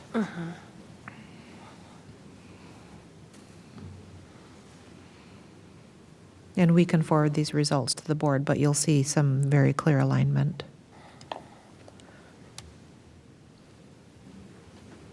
So just so I'm clear, no one at this board table is advocating for any adjustments to the policy as it appears before us today. But we are very well aware that we need some pretty detailed implementation and regulations so that our staff can feel comfortable in implementing this with fidelity. So given that, I would look for a motion that the board approves the above policy in first read. Further, the board directs the administration to prepare the policy for approval in second reading at the next meeting as part of consent. So moved. I have a motion. Is there a second? Second. I have a motion and a second. Any further discussion? Seeing none, all those in favor, please say aye.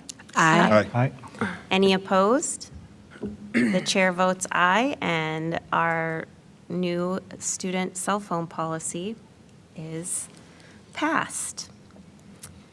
Thank you all again for the work that you did, especially in the monitoring committee and administration. I know it was not an easy lift to administer all those surveys, and to the data specialists for giving us all the data in a very readable way. So thank you for that. We will now move on, and thank you, Assistant Superintendent Lightfoot. Thank you so much, Nick. Thank you. We will move on to a resolution for Black Excellence Week in Hopkins Public Schools. Director Roper, I will turn it over to you. Okay. Do I just read the resolution or? Well, do you want to give us some background? Okay, you brought this resolution to the board, crafted it, and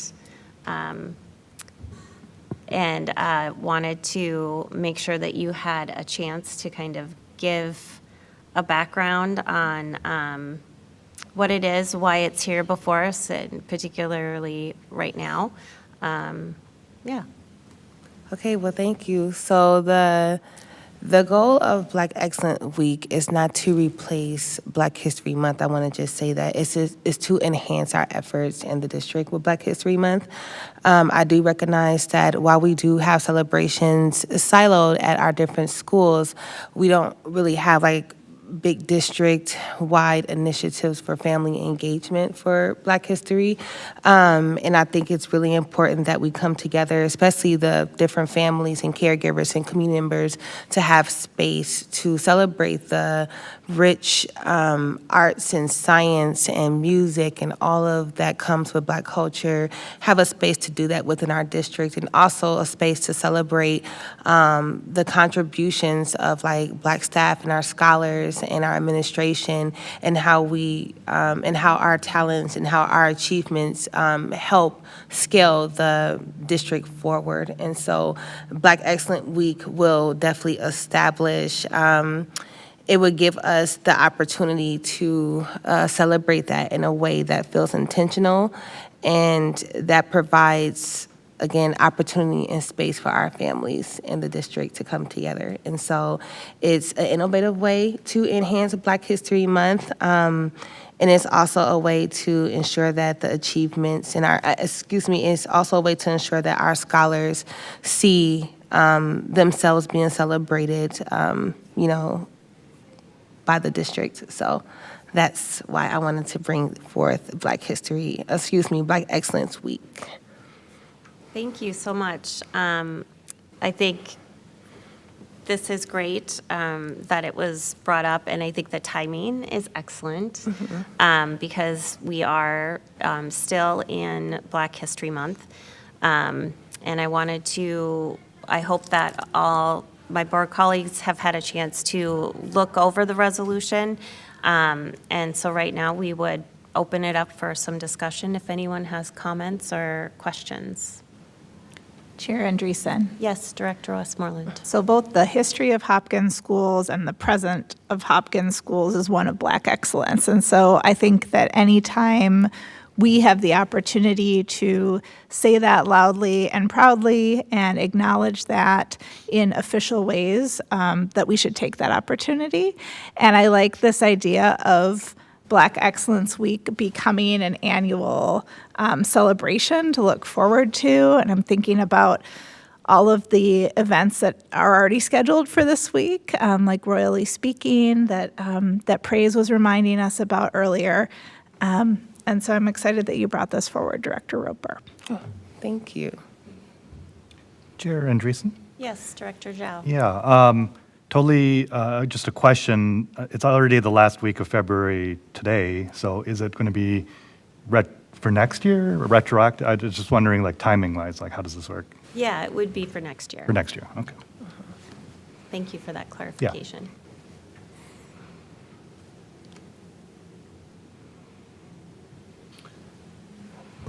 Yeah, thanks, Brooke, for bringing it bringing this forth. I'm gonna leave it short and sweet. Great. I appreciate Brooke, the work that Director Roper. Sorry, I apologize. It's okay. Director Roper brings, just with her voice and her knowledge, and just bringing this forth is excellent. So, thank you, Director Roper. you. I agree. Thank you for bringing this forward. I also wanted to mention that you bringing this forward also inspires us to think about the ways in which we can be more intentional at the board table about celebrating our other communities in this district that give so much. And so I wanted to make sure that we are bringing this forward in this month because it is Black History Month, but to let our community know that we are committed to uplifting our students and our community voices in all the different ways in which we show up and manifest here in the Hopkins community. So this is truly a celebration of Black excellence that is inspiring us to look at other ways that we can do this for our community. So I, too, am incredibly grateful, Director Roper, for you bringing this forward. And with that, are there any other comments or questions?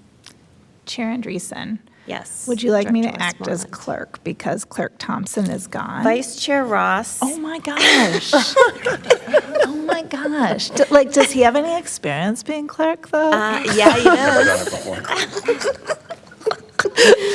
Thank you, Vice Chair Ross. I'm sorry that I inadvertently tried to steal your job. Awkward. Wow. He's been looking for this forward to it resolution. all night. Very awkward. I apologize. You are more than qualified. With that, I would ask, Director Roper, would you like to read the resolution? Sure. Just 1 second. Let me go back to my board packet. So,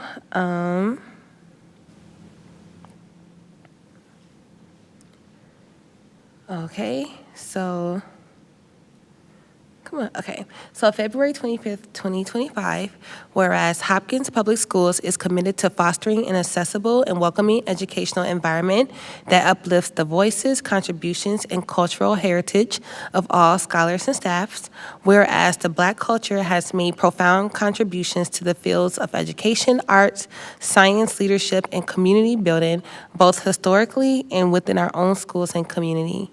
Whereas the celebration of cultural heritage through education strengthens student identity, builds cross-cultural understanding, and enriches the learning experience for all. Whereas Hopkins Public Schools recognizes the importance of dedicated efforts to celebrate the excellence, resilience, and impact of scholars, educators, and administrators within our district. Therefore, be it resolved that Hopkins Public Schools will implement Black Excellence Week during the last week of February, which will encompass showcasing the academic, artistic, and leadership achievements of Black scholars and staff through performances, exhibits, and storytelling, incorporating classroom discussions, educational programming, and community engagement activities that highlight the historical and contemporary contributions of Black culture, encouraging school-wide participation in honoring Black excellence through art, music, literature, and interactive learning experiences, partnering with families, local organizations, and Black-led initiatives to deepen community involvement and celebrate cultural heritage. Be it further resolved that this week will serve as a vital part of Black History Month while uniquely affirming the ongoing contributions of Black scholars, educators, and administrators within Hopkins Public Schools. Thank you. And with that, I would ask Acting Clerk Ross to call the roll. Director Roper. Yes. Oh, Correct. So moved. okay, we need to motion to accept the resolution. Okay. I have a motion. Is there a second? Second. I have a motion and a second. Now, Acting Clerk Ross, will you call the roll? Yes. Director Roper. I'm going to say yes, right? Aye. Oh, aye. You don't have to. It would Cha- be odd. Chair Andreessen. Aye. Director Westmoreland. Aye. Director Zhao. Aye. Director Ross. Aye. Thank you. And that is 5 in favor of the resolution, and it passes. Hey. Yay. Wonderful. So that takes us to our board member reports. We'll continue our practice of going around the table, introducing ourselves, and giving a report if we have one. Who did I start with last time? Did I start with you, Director Roper? Oh, sure. I think I did last time. Oh, I yes. think I did. So, Director Westmoreland. Hi, I'm Director Jen Westmoreland. This is my 8th year on the Hopkins School Board.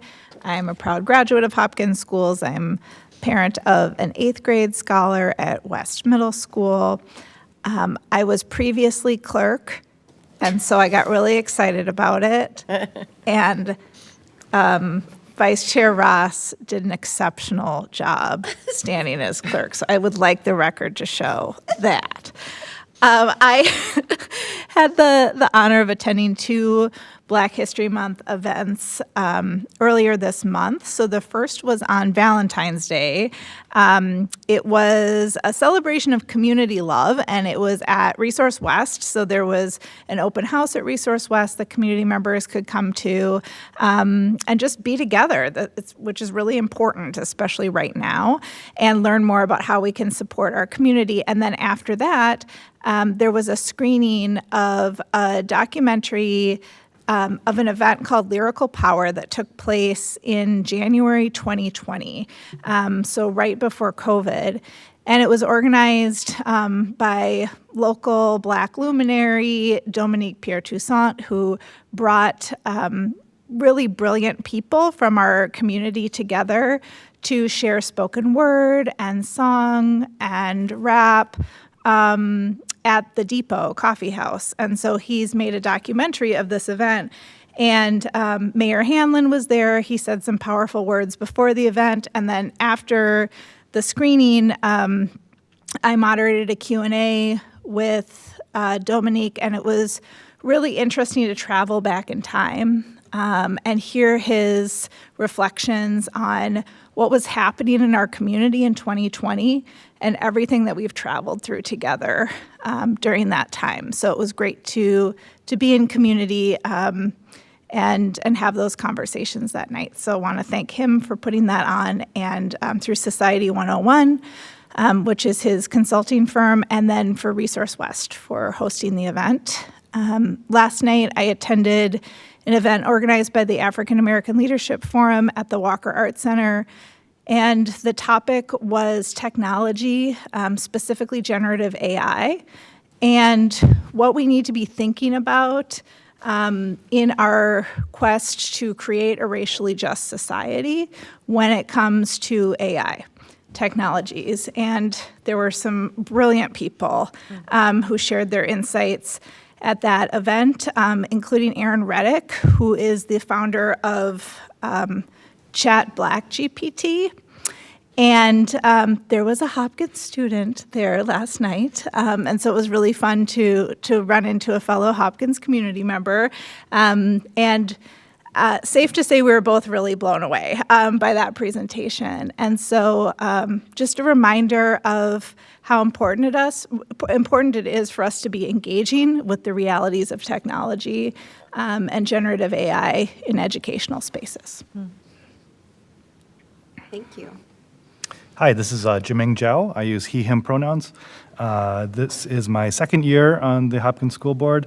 I've got 2 children in the district in 4th grade and 1st grade at the Xing program in Eisenhower. And I don't really have much of a board report, but I did attend kindergarten roundup for Eisenhower, and it's always interesting seeing the incoming kindergartners. They're so small. I'm like, yeah, okay, getting old. Thank you.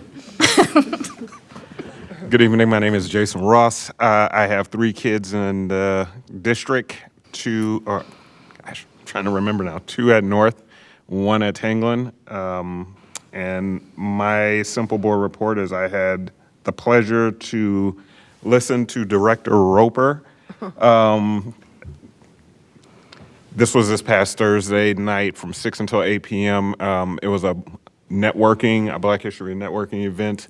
And then I believe, I was just saying Miss Moore. I don't want to Oh, yeah, it's Miss Moore. Miss Moore. Yep. So Miss Moore was one of the other speakers as well, but I thought both Director Moore, or Miss Moore and Director Roper did an excellent job facilitating, walking, and then presenting for the community members that were there that night. And obviously saw a lot of administrators there, like Dr. Mary Perry Reed. So I thought it was, hopefully you viewed it the same way, as a very successful event to just share with community members, one, what Hopkins is doing, why Hopkins School District is an important school district for them to be a part of, and why it's also important for them to show up, come to board meetings and be able to hear some of the content that we're presenting out directly versus virtually. So it wasn't, it was an invite to, you know, if they have time and they have childcare available, just to come out and see and be able to kind of see like what some of the students were doing and be able to feel comfortable, you know, mingling with some of the board members. And I know this is kind of a formal space, but definitely wanting it to be more welcoming. So then we have some community members who have no problem coming to the table, you know, to present. And so just ensuring that all are welcome to come to the table and, you know, provide concerns or positive feedback of what they love that Hopkins stands for and what they're doing. So just short and sweet. Well said. Thank you. My name is Shannon Andreessen. I am in my 6th year of board service, and I have a junior at the high school, which informs my first thing of my board report. Oh, and I'm also at Gatewood Elementary as a special ed para. But parent-teacher conferences at the high school are on Thursday. And then mostly what I want to talk about is what I learned. I went to an MSBA officers workshop. It was over 2 sessions a week apart. So phase 1, part 1 and part 2.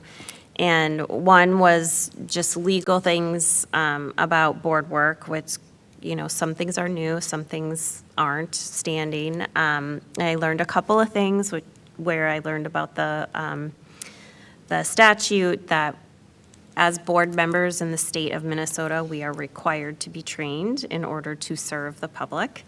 And then I also, the second phase was specifically for your officer positions. So the chair and vice chair training was last week. And with that, I learned one of the things that you were talking about, Vice Chair Ross and Director Roper, is that it is it is really important to create a welcoming environment at board meetings, not just welcoming for other board members and staff who are presenting, but for the public. And so I love that we have reinstated the royal blue carpet so that we are bringing our students and families into the boardroom and not only making them feel welcome, hopefully, but celebrating them.